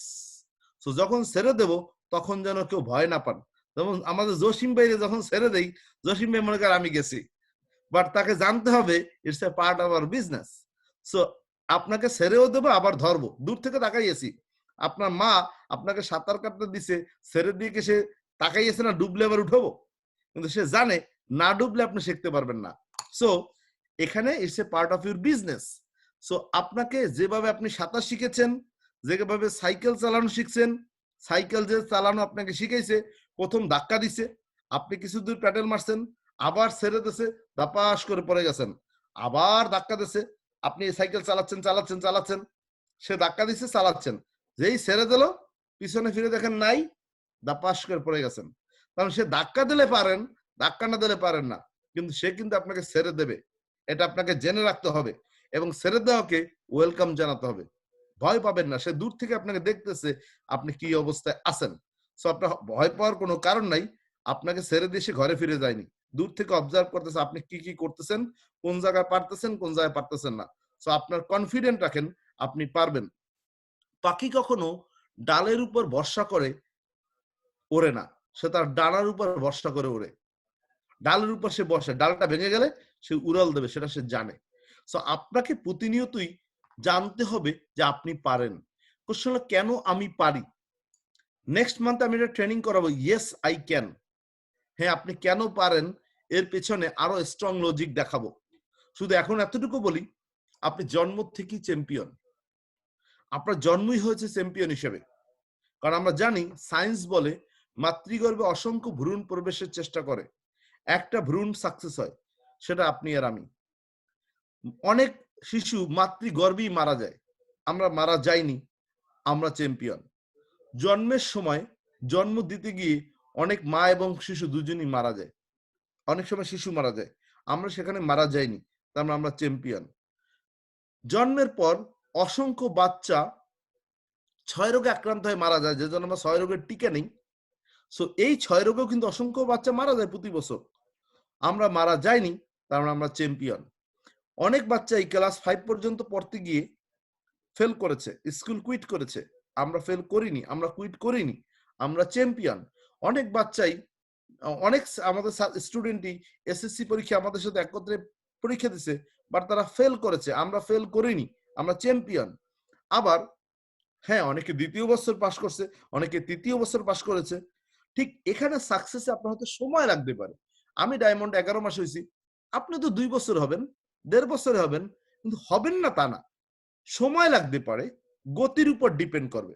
But লেগে থাকলে হবেই। এটা একটা গাড়ি রেস জার্নির মতো। ঢাকা থেকে চট্টগ্রাম যাবেন। আপনার গাড়িটা ১০০ মাইল বেগে চালাইছে। আপনি হয়তো ৪ ঘন্টায় চিটাগং পৌঁছছেন বা ৩ ঘন্টায় পৌঁছছেন। আরেকটা গাড়ি ৬০ মাইল বেগে চালাইছে। ও হয়তো ৫ ঘন্টায় পৌঁছছে। আরেকটা গাড়ি ৩০ মাইল বেগে চালাইছে। ও হয়তো ১৫ ঘন্টায় পৌঁছছে। বাট পৌঁছবে কিনা? পুষবে। এখানে আপনার গতি কতটুকু তার উপরে ডেস্টিনেশন কত দ্রুত পৌঁছবেন এটা ডিপেন্ড করে। বাট আপনি কন্টিনিউ সাইকেল নিয়ে গেলেও চিটাগং পৌঁছতে পারবেন। হেঁটে গেলেও চিটাগং পৌঁছতে পারবেন। হয়তো সময় লাগবে। এখানে শুধু না থেমে গেলে আপনি ডেস্টিনেশনে পৌঁছাবেনই। প্রতিটা কদমেই আপনি ডেস্টিনেশনের কাছাকাছি যাচ্ছেন। দ্যাট মিনস রাত যত গভীর, ভোর তত নিকটে। আপনি প্রতিটা স্টেপই আপনার ডেস্টিনেশনে পৌঁছতে হেল্প করতেছে। সো আপনি ভরসা রাখেন, আপনি পারেন। আপনার ভরসাই আপনাকে সফলতা এনে দিতে পারে। সো আত্মবিশ্বাস আপনার মূল ভিত্তি। নিজেকে বিশ্বাস করতে হবে। বিশ্বাসের পরের কাজটা কি? ড্রিম। স্বপ্ন থাকতে হবে। স্বপ্ন ছাড়া কোনো কিছুই হবে না। স্বপ্ন কেন থাকতে হবে?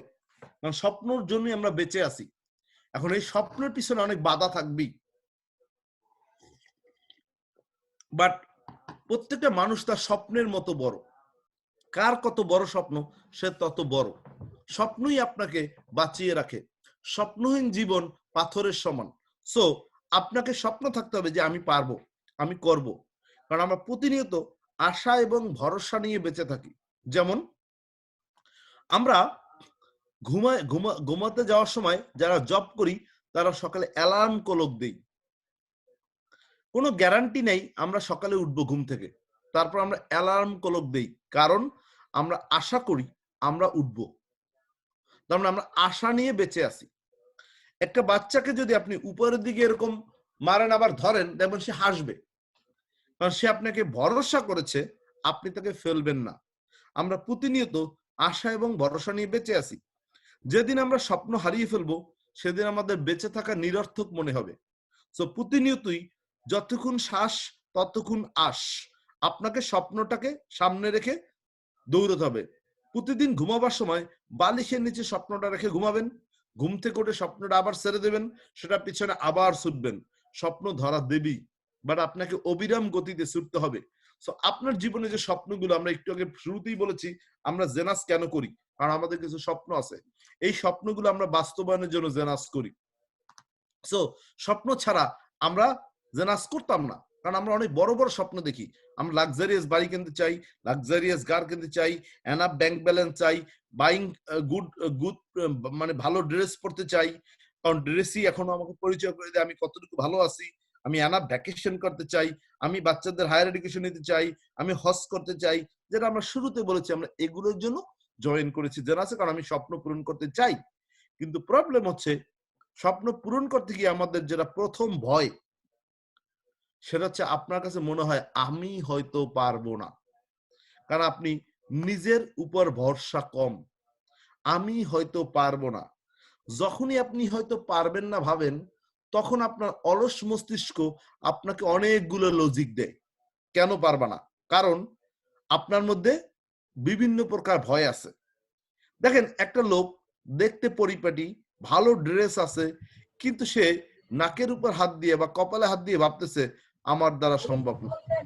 এই তার ভালো ড্রেস তাকে কিন্তু সফলতা এনে দিবে না।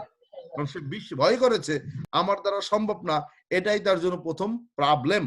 এখন সে যখনই ভয়টা পায় তখন সে যে লজিক গুলা তার সাথে দেখে। প্রথম লজিক, আমার অনেক টাকা নাই, কিংবা আমি সিটিতে থাকি না, বা আমি মূল সিটি থেকে বাইরে থাকি। অনেকে বলে আমার অনেক সময় নাই, অনেকে বলে আমার চেহারা ভালো না, অনেকে বলে আমি আমার স্বাস্থ্য ভালো না, অনেকে বলে আমার বয়স বেড়ে গেছে, অনেকে বলে আমি ইংলিশে কথা বলতে পারি না। বিভিন্ন কারণে বলে আমি পারবো না, আমার দ্বারা হবে না। তার মানে বিভিন্ন কুযুক্তি তার মধ্যে চলে আসে, কারণ সে ভয় পেয়ে গেছে। অনেকে বলে আমার ভাগ্যই খারাপ। সো ভাগ্যের দোহাই দিয়ে আর কতদিন? আপনাকে জানতে হবে, আল্লাহ তাআলা কোরআনে বলেছেন আমি কোন জাতির ভাগ্য পরিবর্তন করি না যতক্ষণ না পর্যন্ত তারা নিজেরা নিজেদের ভাগ্য পরিবর্তনে সচেষ্ট না হয়। আল কোরআন, আপনি ভাগ্যের দোষ দিয়ে যে বাঁচতে পারবেন না। আপনাকে জানতে হবে ভাগ্য একটা সফটওয়্যার, এটা সংযোজন বিয়োজন যোগ্য। আর ভাগ্য একটা কম্পিউটার, যে কোনো ফোল্ডার আপনি ডাউনলোড করতে পারেন, যে কোনো ফোল্ডার আপনি ডিলিট করতে পারেন। আপনার ভাগ্যে আপনি যাহা করবেন সেটাই ঘটবে। আল্লাহ একটা কমন ভাগ্য দিয়ে দিয়েছে, কিন্তু বলেছে এটা পরিবর্তন করতে তুমি পারবা তোমার কর্মের মাধ্যমে। সো কর্মই আপনাকে সৌভাগ্য এনে দিতে পারে। আমরা পড়েছি industry is the mother of good luck. So পরিশ্রমই সৌভাগ্যের প্রসূতি। তাহলে পরিশ্রম দ্বারাই আমরা সৌভাগ্য আনতে পারি। আমরা সেখানে পড়েছি অলস ছাত্র কখনো ভালো রেজাল্ট করতে পারে না, অলস জেলে কখনো মাছ ধরতে পারে না, অলস মৌমাছি কখনো মধু পান করতে পারে না। আমরা এরকম অনেক কথা পড়েছি। শুধু পরিশ্রমী লোকই তার জীবনে সৌভাগ্য বয়ে আনতে পারে। সো আপনি ভাগ্যের দোহাই দিয়ে কোনোদিনই কোনো লাভ হবে না। ভাগ্য আপনাকে পরিবর্তন করতে হবে আপনার কর্মের মাধ্যমে। এখন কর্মের মাধ্যমে পরিবর্তন যে আমি করতে পারবো তার প্রমাণ কি? একটা গল্প শুনলে আপনি বুঝতে পারবেন যে আপনি পারবেন। কেন পারবেন? মেলায় এক বেলুন বিক্রেতা লাল, নীল, হলুদ, বেগুনি বিভিন্ন কালারের গ্যাস বেলুন বিক্রি করতেছে। তো তার বিক্রয় পদ্ধতি বাড়ানোর জন্য সে মাঝে মাঝে দুই একটা বেলুন ছেড়ে দেয়। আর বাচ্চারা যখন গ্যাস বেলুন আকাশে উড়ে তখন দৌড়ে গিয়ে তার সামনে দাঁড়ায়। এটা তার বিক্রয় বাড়ানোর কৌশল। কারণ সে যখন একটা বেলুন ছেড়ে দেয় সবাই দেখে একেবারে আকাশ উড়ে যাচ্ছে। কিছুক্ষণ পরে সে একটা একটা বেলুন ছেড়ে দেয় যাতে তার বিক্রয় বাড়ে এবং সব বাচ্চারা জড়ো করে সে একটা কিনবে। সো হঠাৎ একটা ছেলে বেলুন বিক্রেতার শার্ট টান দিয়ে বলে, বেলুন বিক্রেতা ভাই, কালো রঙের বেলুনও কি উড়বে?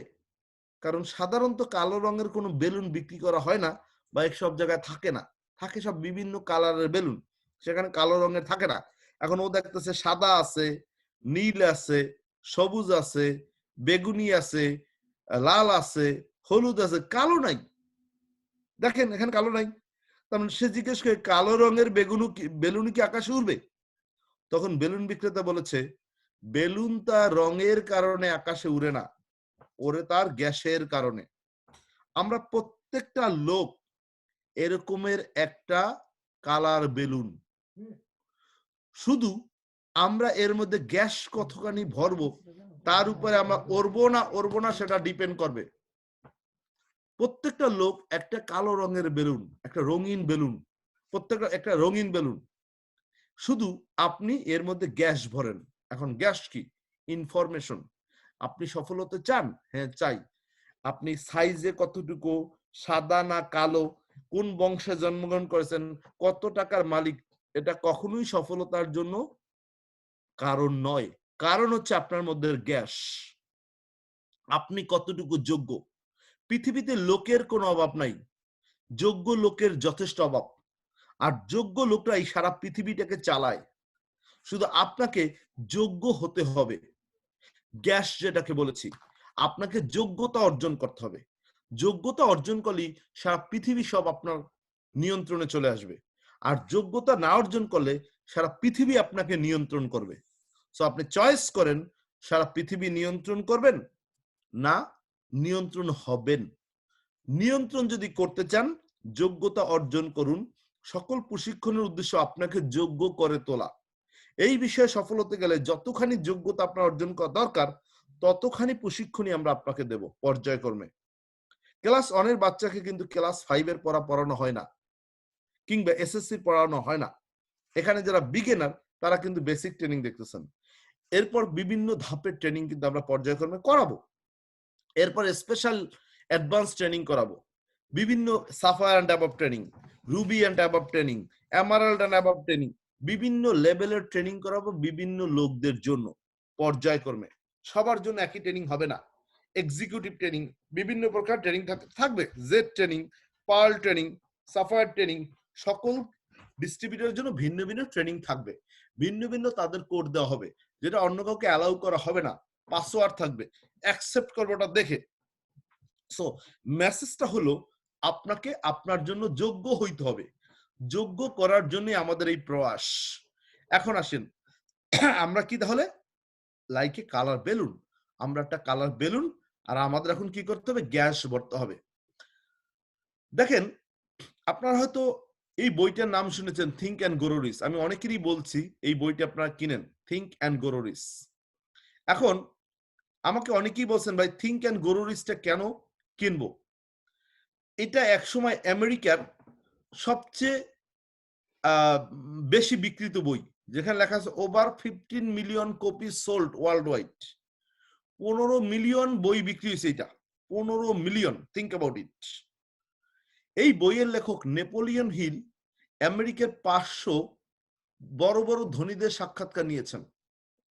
তাদের প্রত্যেকেরই সফলতার একটাই সিক্রেট ছিল, তারা যা বলেছেন বিভিন্ন বিভিন্ন বিভিন্ন লোক বিভিন্নভাবে তারা মিলিয়নিয়ার হয়েছে, বাট তারা প্রত্যেকেই বলেছে তাদের মিলিয়নিয়ার হওয়ার পিছনে তাদের ছিল চিন্তা, তারা মিলিয়নিয়ার হবেন।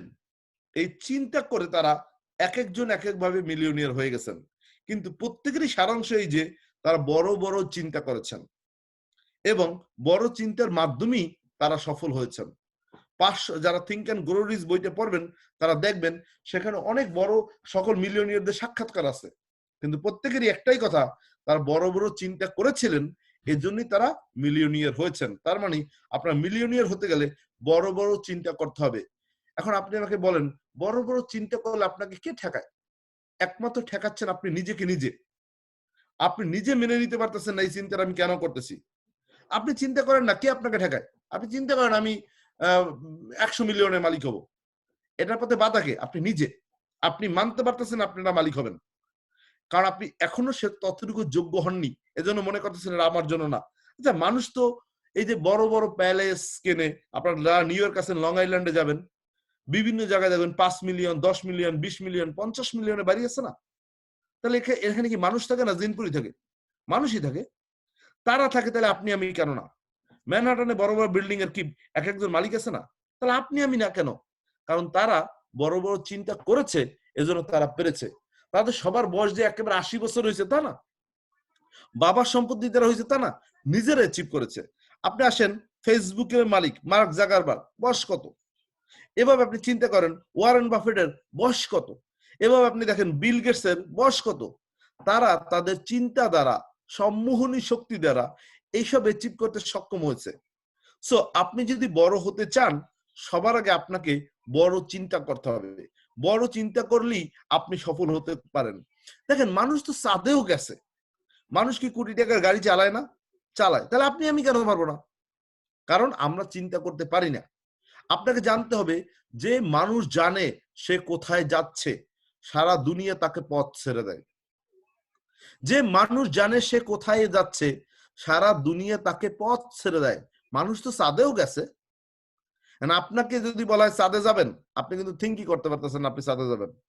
দ্যাটস ওয়াই আপনি চাঁদে যাচ্ছেন না, কারণ আপনি থিঙ্ক করতে পারতেছেন না। তাহলে প্রত্যেকটা লোক তার থিঙ্কিং এর কারণে, মানুষ তার চিন্তার সমান বড়, সে কত বড় চিন্তা করতে পারে। তো আপনাকে বড় বড় চিন্তা করতে হবে, তাহলে আপনি সফল হতে পারেন। এখন আপনি বলতে পারেন আমি তো অনেকবার ব্যর্থ হয়েছি, আমার দ্বারা কি সফল হওয়া সম্ভব? দেখেন পৃথিবীর প্রত্যেকটা বড় বড় ধনী যারা, বড় বড় সফল পার্সন, তারা সবাই অনেকবার ব্যর্থ হয়েছেন। আপনারা যদি আমেরিকার প্রেসিডেন্ট আব্রাহাম লিঙ্কন, একসময় সবচেয়ে সর্বকালের সর্বশ্রেষ্ঠ প্রেসিডেন্ট আমেরিকার, আপনি যদি আব্রাহাম লিঙ্কনের জীবনে দেখেন, তাহলে আপনি দেখবেন আব্রাহাম লিঙ্কন কতবার ব্যর্থ হয়েছে। আব্রাহাম লিঙ্কন 21 বছর বয়সে ব্যবসায় ক্ষতিগ্রস্ত হন, 22 বছর বয়সে আইনসভা নির্বাচনে পরাস্ত হন, 24 বছর বয়সে ব্যবসা আবার ক্ষতিগ্রস্ত হন, 26 বছর বয়সে তার স্ত্রী মারা গেছেন, 34 বছর বয়সে কংগ্রেসের নির্বাচনে পরাস্ত হন, 45 বছর বয়সে সাধারণ নির্বাচনে ব্যর্থ হন, 47 বছর বয়সে ভাইস প্রেসিডেন্ট হওয়ার চেষ্টা ব্যর্থ হন, 49 বছর বয়সে সিনেটর নির্বাচনে ব্যর্থ হন, এবার সর্বশেষে 52 বছর বয়সে প্রেসিডেন্ট নির্বাচিত হন। তিনি একটা কথা বলতেন, পরাজয় মানি সমাপ্ত নয়, যাত্রা একটু দীর্ঘ হওয়া মাত্র। পরাজয় মানি সমাপ্ত নয়, যাত্রাপথ একটু দীর্ঘ হওয়া মাত্র। আমাদের অনেকেই বলে ভাই অমুক কোম্পানিতে আমি কাজ করছি, আমি ফেল করছি, আমার দিয়ে হবে না। ভাই 5টা কোম্পানিতে গেছি, কোথাও সফল হইনি। আপনার হয়তো সাকসেস একটু বিলম্বিত হচ্ছে, কাজ কিন্তু শেষ হয়নি। You are on the right track. এভাবেই প্রত্যেকটা লোকই বহুবার পরাজিত হয়েই সফল হয়। প্রত্যেকটা নেটওয়ার্কারই অনেক জায়গায় হোঁচট খেয়ে ঘুরে দাঁড়ায়, কোনো এক জায়গায় গিয়ে লাইফে সেট হয়। আপনাকে শুধু অবিরাম প্রচেষ্টা করতে হবে। যারা অনেকবার অনেক কোম্পানি জয়েন করে ফেল করেছেন, তাদের কাছে আমার বক্তব্য হচ্ছে আপনি আপনার প্রচেষ্টা চালিয়ে যান, কোনো না কোনো জায়গায় আপনি গিয়ে ঠিকই সফল হবেন। সো আপনাকে কন্টিনিউ কাজটা করতে হবে, এটাই হচ্ছে আপনার জন্য মূল মেসেজ।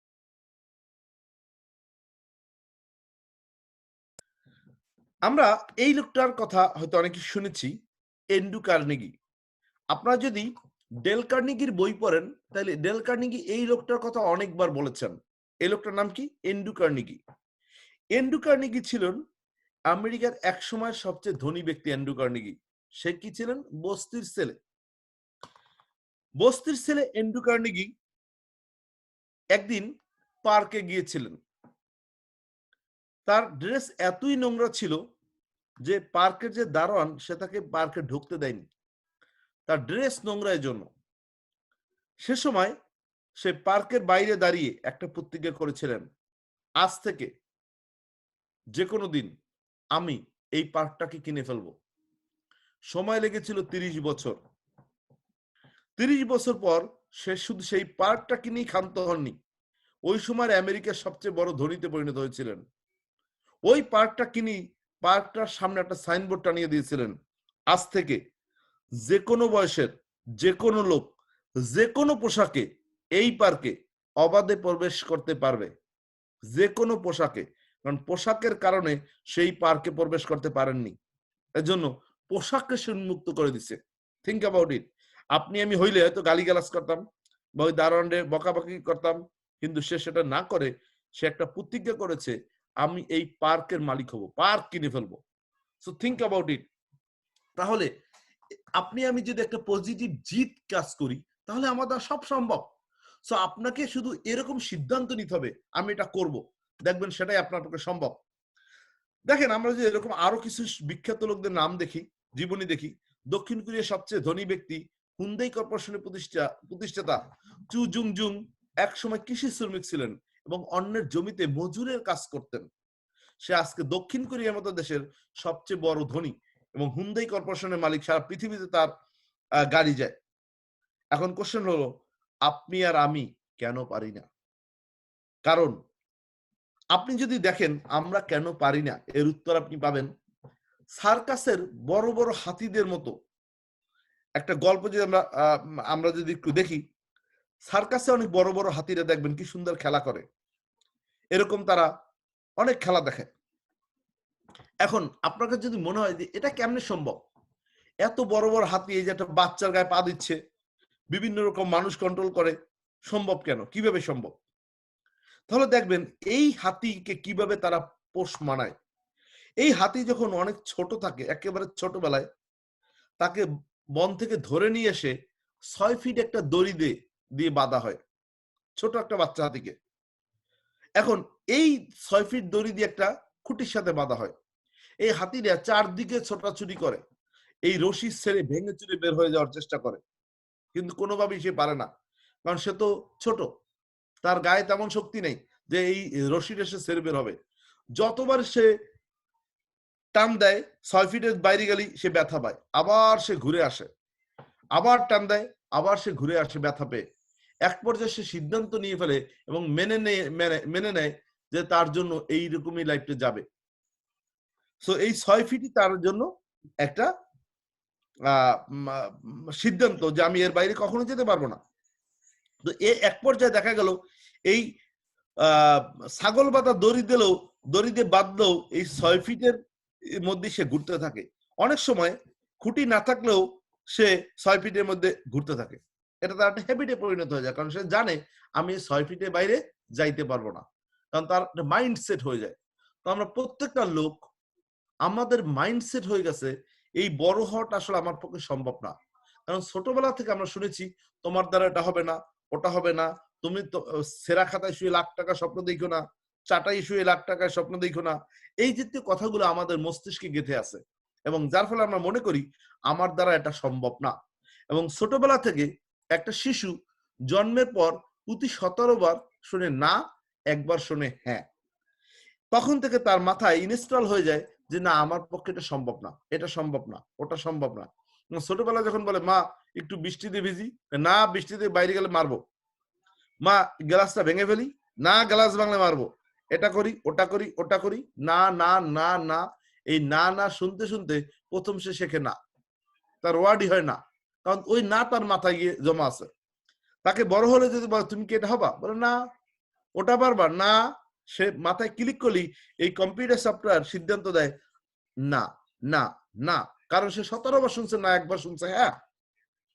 ঠিক এই হাতির মতো আমরা ভুলে যাই আমরা যে আশরাফুল মাকলুকাত, সৃষ্টির সেরা জীব।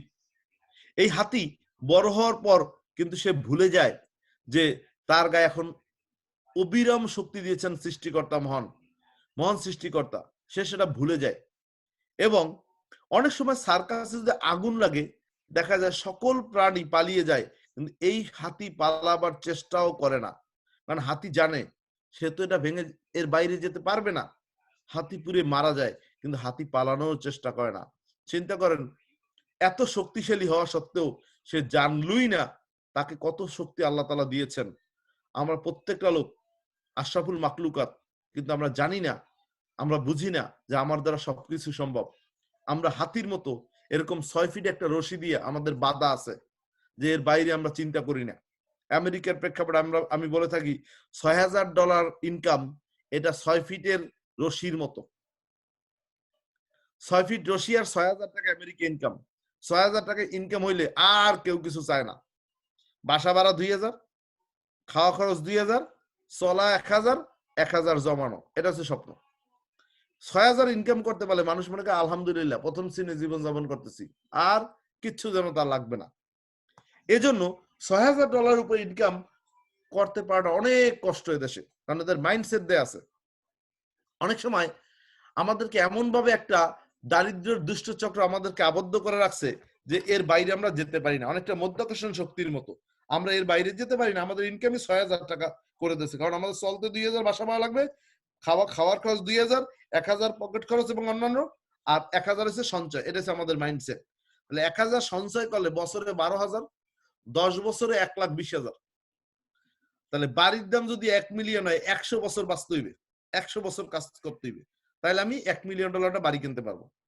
So think about it. তাহলে আমাদের সারা জীবন দারিদ্রতার দুষ্ট চক্রী আমরা কাটাচ্ছি, যেন আমরা কোনোভাবেই বড় না হতে পারি। এখন আপনাকে বুঝতে হবে আপনার মধ্যে কি পাওয়ার আছে। যারা পৃথিবীর বড় বড় ধনী, তাদেরও হাত 2টা, পা 2টা, চোখ 2টা, শুধু তারা একটা জিনিসকে প্রসারিত করেছিল, সেটা হচ্ছে চিন্তা, যে আমি পারি। সে থাকবো না কেউ বদ্ধ ঘরে, দেখবো এবার জগৎটাকে কেমন করে ঘুরছে মানুষ যুগান্তরে ঘূর্ণিপাকে, তার এটা বিশ্বাস করে। আর আপনি আর আমরা মনে করি এটা আমার দ্বারা সম্ভব না, এটা আমার দ্বারা সম্ভব না। দেখেন, impossible is a word that can not find in a dictionary. ডিকশনারিতে কিন্তু ইম্পসিবল নামে কোনো ওয়ার্ড নাই, কিন্তু আমরা মনে করি এটা সম্ভব না, ওটা সম্ভব না, ওটা সম্ভব না। আমরা ইম্পসিবলই যেন প্র্যাকটিস বেশি করি, কারণ আমরা মনে করি না যে আমার দ্বারা সবই সম্ভব। যারা কোটি টাকার বাড়িতে থাকে তারা আমাদের চেয়ে অনেক বেশি শক্তিশালী, অনেক ভালো দেখতে, তা কিন্তু না। তারা চিন্তা করেছেন, চিন্তার ফসল সব। আজকে শুধু চিন্তার সাইজটা বাড়ান, আপনার জীবনের লক্ষ্যমাত্রা বেড়ে যাবে। আপনার স্বপ্নের সাইজটা বাড়ান, আপনার অ্যাচিভমেন্টটাও বেড়ে যাবে। শুধু এটাকে ইলিস্টিকের মতো বাড়াইয়েন না, যে আবার ছেড়ে দিলাম আবার আগের জায়গায় আসছেন। আপনার এখন বাড়ে, বাট ইলিস্টিকের মতো টান দেই, এতখানি আসে, ছেড়ে দিলেই আবার চলে গেছে। এটাকে পলিথিনের মতো টানেন, টানবেন বাড়বে আর কমবে না। সো আপনাকে ওভাবে বাড়াইতে হবে চিন্তার সাইজ। এখন থার্ড ভয় আপনার মধ্যে কাজ করে, মানুষ হয়তো সমালোচনা করবে। দেখেন, মানুষ সমালোচনা করবে, যারা সমালোচনা করে তারা আপনার বাসা ভাড়া দেয়, তারা আপনার খাওয়ার খরচ দেয়, তারা আপনার পকেট খরচ করে, আপনি অসুস্থ হলে তারা আপনার কিছু দিয়ে যায়, কিচ্ছু না। তাহলে আপনি কার জন্য ভয় পাইতেছেন? আপনি হয়তো ভাবতেছেন মানুষ আপনার নিয়ে সমালোচনা করলো, দেখা গেল কারো আপনার নিয়ে চিন্তা করার সময় নেই। আপনি খামোখা ভাবতেছেন মানুষ আপনার নিয়ে কি ভাবতেছে। মানুষের কোনো সময় নেই আপনার নিয়ে ভাবার। জীবনেও কেউ কোনো সময় আসলে ভাবে না।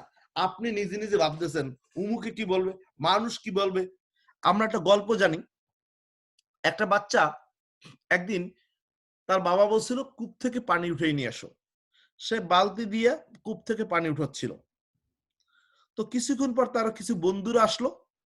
তো বন্ধুদের দেখে সে তাড়াতাড়ি ওই বালতিটা কূপের মধ্যে ফেলে দাঁড়িয়ে রইল। মানে বন্ধুদের দেখাইতেছে সে কিছুই করে না, এমনি দাঁড়িয়েছে। কিছুক্ষণ পর বন্ধুরা চলে গেছে, ও তোর বালতি কূপের মধ্যেই ফেলে দিছে। একটু পর বাবা মাইর দিল, তোরে এটা করতে বললাম তুই এটা ফেললি কেন। তো বন্ধুদের লজ্জায় সে বালতিটাও হারাইলো, বাবার মাইরও খাইলো। আমরা সেটাই করি। বন্ধুরা হয়তো দেখলে কি ভাববে, আমরা বন্ধু যদি দেখে আমি পরিশ্রম করি, আমি কি জাত থেকে নিচে নেমে যাব।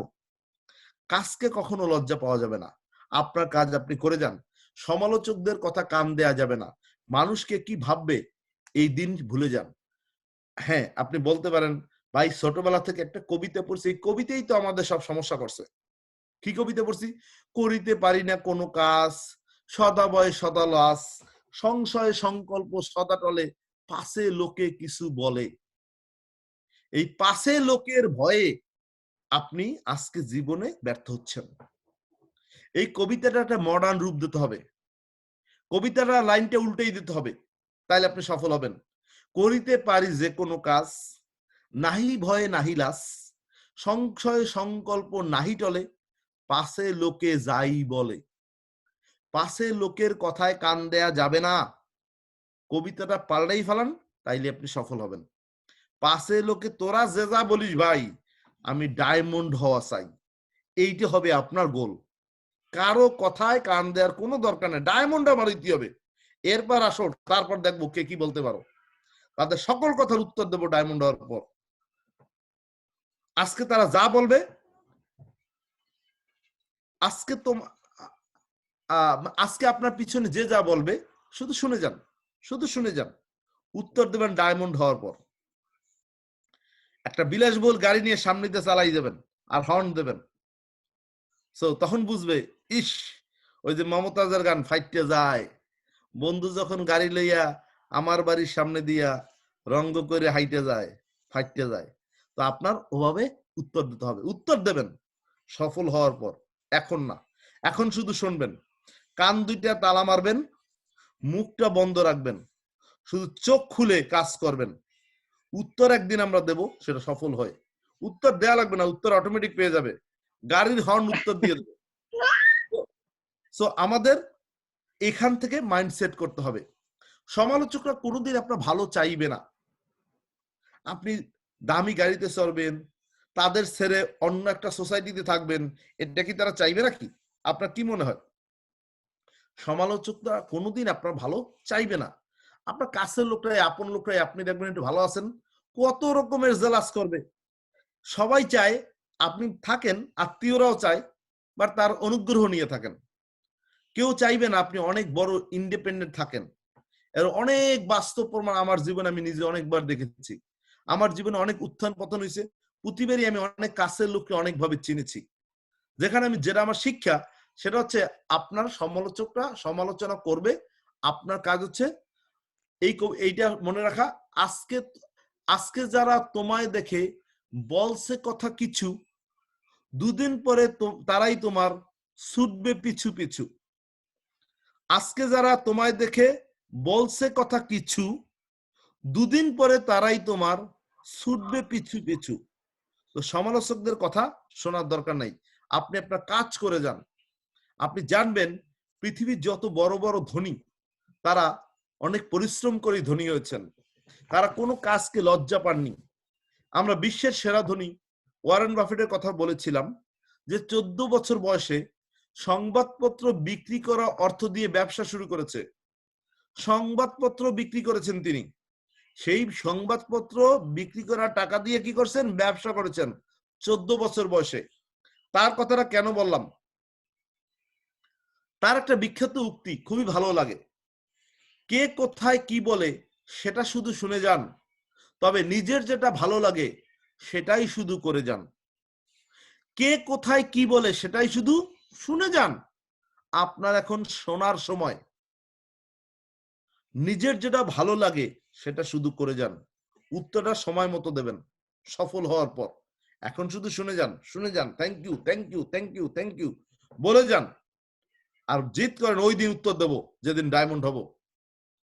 এখন অনেকেই বলে রানা ভাই আপনি আমারে 2টা লোক দিতে পারেন না, আপনি আমারে 5টা লোক দিয়ে দিলেই তো হয়, আপনি আমার একটু আগাই দিলেই হয়, আপনি আমার 2টা লোকের প্ল্যান দেখাই দেন, আপনি আমাকে 2টা লোক ট্রেনিং করাই দেন। আমি আপনাকে আজকে থেকে একটা কথা বলবো, আমি আপনাকে শিখিয়ে দেব সবকিছু। আপনার লোককে আমি প্ল্যান দেখাবো না, আপনার লোককে হয়তো এরপর আমি ট্রেনিং করাবো না, আপনার লোককে হয়তো এরপর আমি জুম মিটিংও আনবো না। আমি আপনাকে শিখিয়ে দেব কিভাবে জুম মিটিং করতে হয়। আমি আপনাকে শিখাচ্ছি কিভাবে প্রেজেন্টেশন দিতে হয়, কিভাবে ট্রেনিং করাতে হয়। আমি আপনাদের স্লাইড দেব, সবই দেব, শিখিয়েও দেব। কারণ আপনাকে সব শিখতে হবে। কারণ একটা প্রাচীন প্রবাদ আছে, যদি আপনি কাউকে একটা মাছ দেন তাহলে তাকে আপনি একদিনের খাবার দিলেন, আর যদি কাউকে মাছ ধরা শিখিয়ে দেন তাহলে তাকে আপনি সারা জীবনের খাবার দিলেন। আমি যে শিক্ষা শিখেছি, যে বিদ্যা অর্জন করেছি সেটা আপনাদের শিখাতে চাই।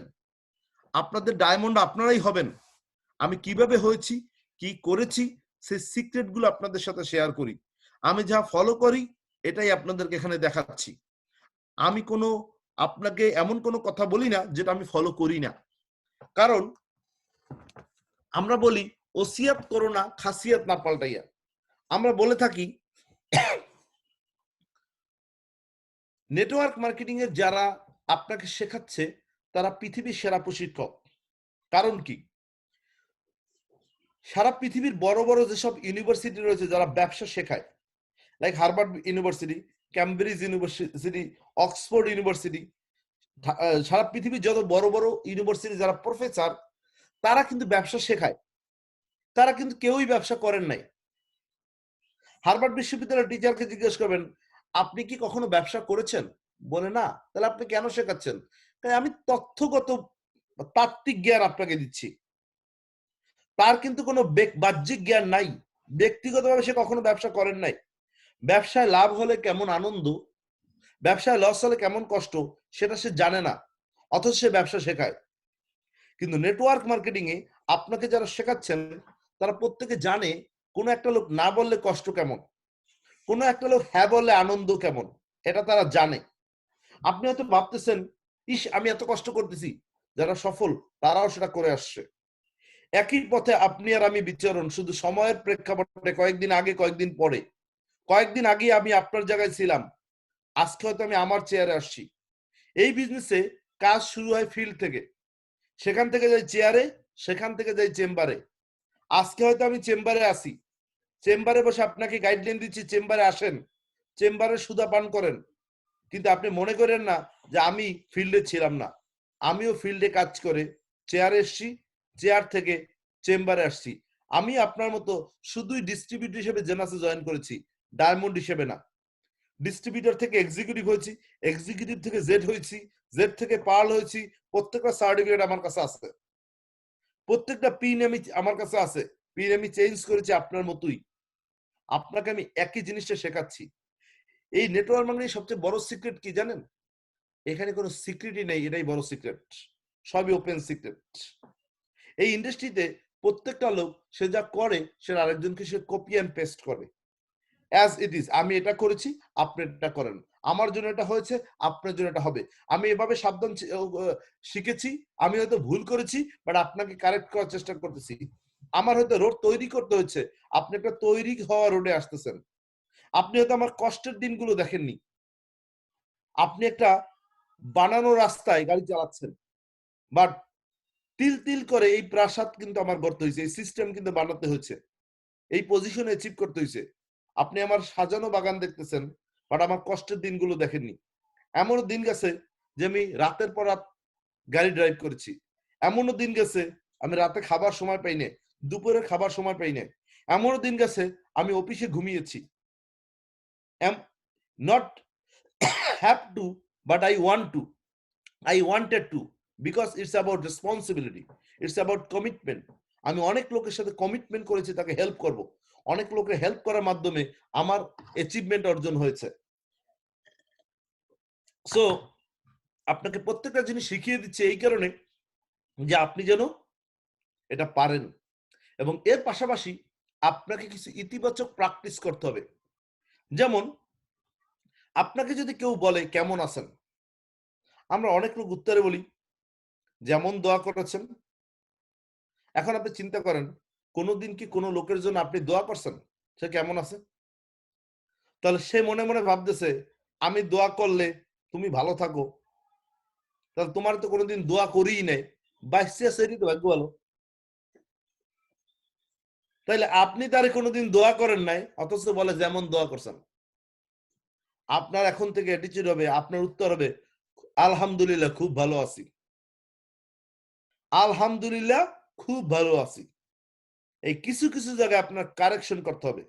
যেমন দোয়া করছি, এই কোন রকম আছি, খারাপ না, খারাপ একটা নেগেটিভ শব্দ, না একটা নেগেটিভ শব্দ, দুইটা নেগেটিভ শব্দ দিয়ে বলে ভালো আছি।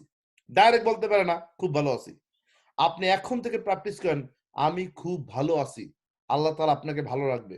আর আপনি যদি বলেন এই আসি কোন রকম, আল্লাহ তাআলা আপনাকে কোন রকমই রাখতেছে, কারণ আপনি চাইছেন আপনি কোন রকম থাকবেন।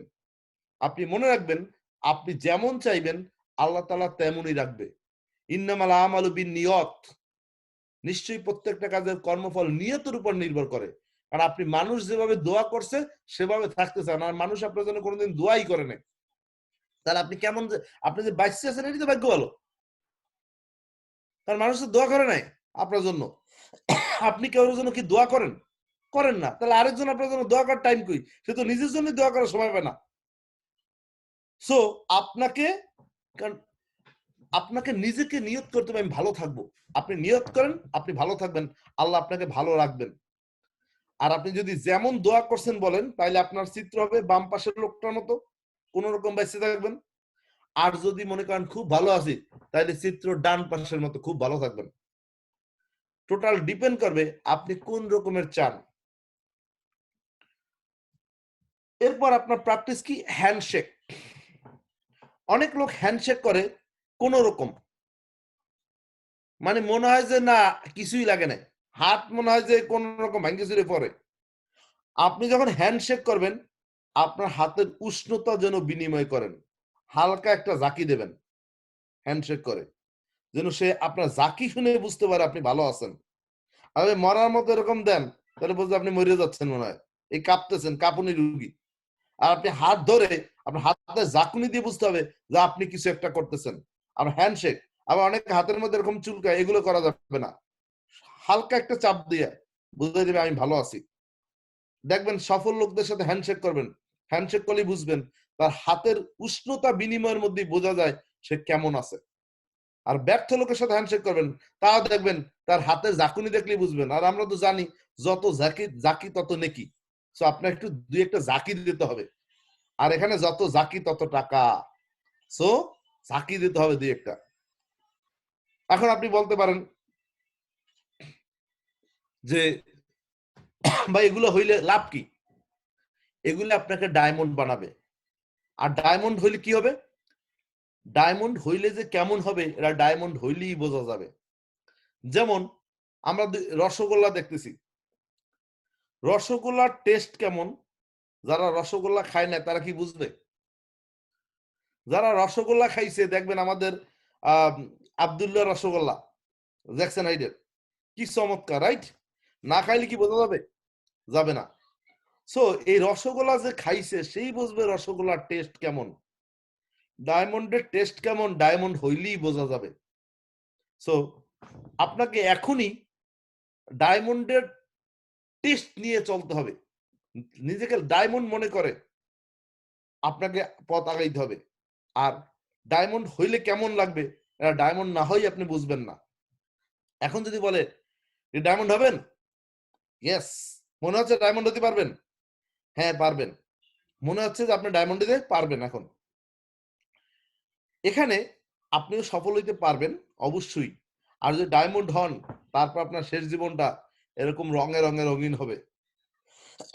Best rest of your life will be best of your life.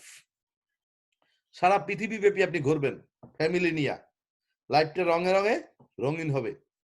হ্যাঁ, তার মানে এখান থেকে কি সফল হওয়া যায়? আর কি অন্যভাবে সফল হওয়া যায় না? যায়। অনেক লোকই আর অনেকভাবে সফল, কিন্তু অধিকাংশ লোক লাস্ট জীবনে খায় আটার রুটি। কারণ ডায়াবেটিক্স, বিভিন্ন রকম রোগ ব্যাধিতে তারা ধরছে, হার্ট ডিজিজ। আর আপনি যদি জেনাসের ডায়মন্ড হন, এখানে উৎকৃষ্ট প্রোডাক্ট, আপনি সুস্থ জীবনযাপন করবেন, সারা পৃথিবী ব্যাপী আপনার জীবনটা এরকম হবে।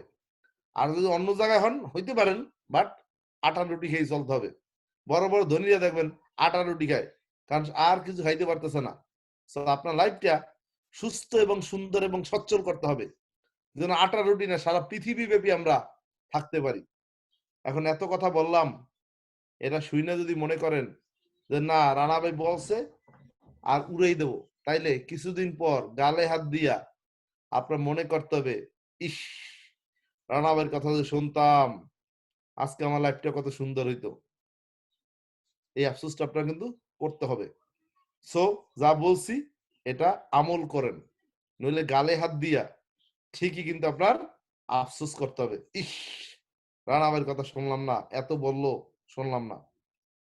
এতক্ষণ শুনছেন, ড্রিম বাস্তবায়ন করা যাবে যদি শোনেন, সব জীবন স্বপ্ন পূরণ হবে। এবার আপনার প্ল্যান করতে হবে। কি plan? Short term plan, mid term plan, long term plan.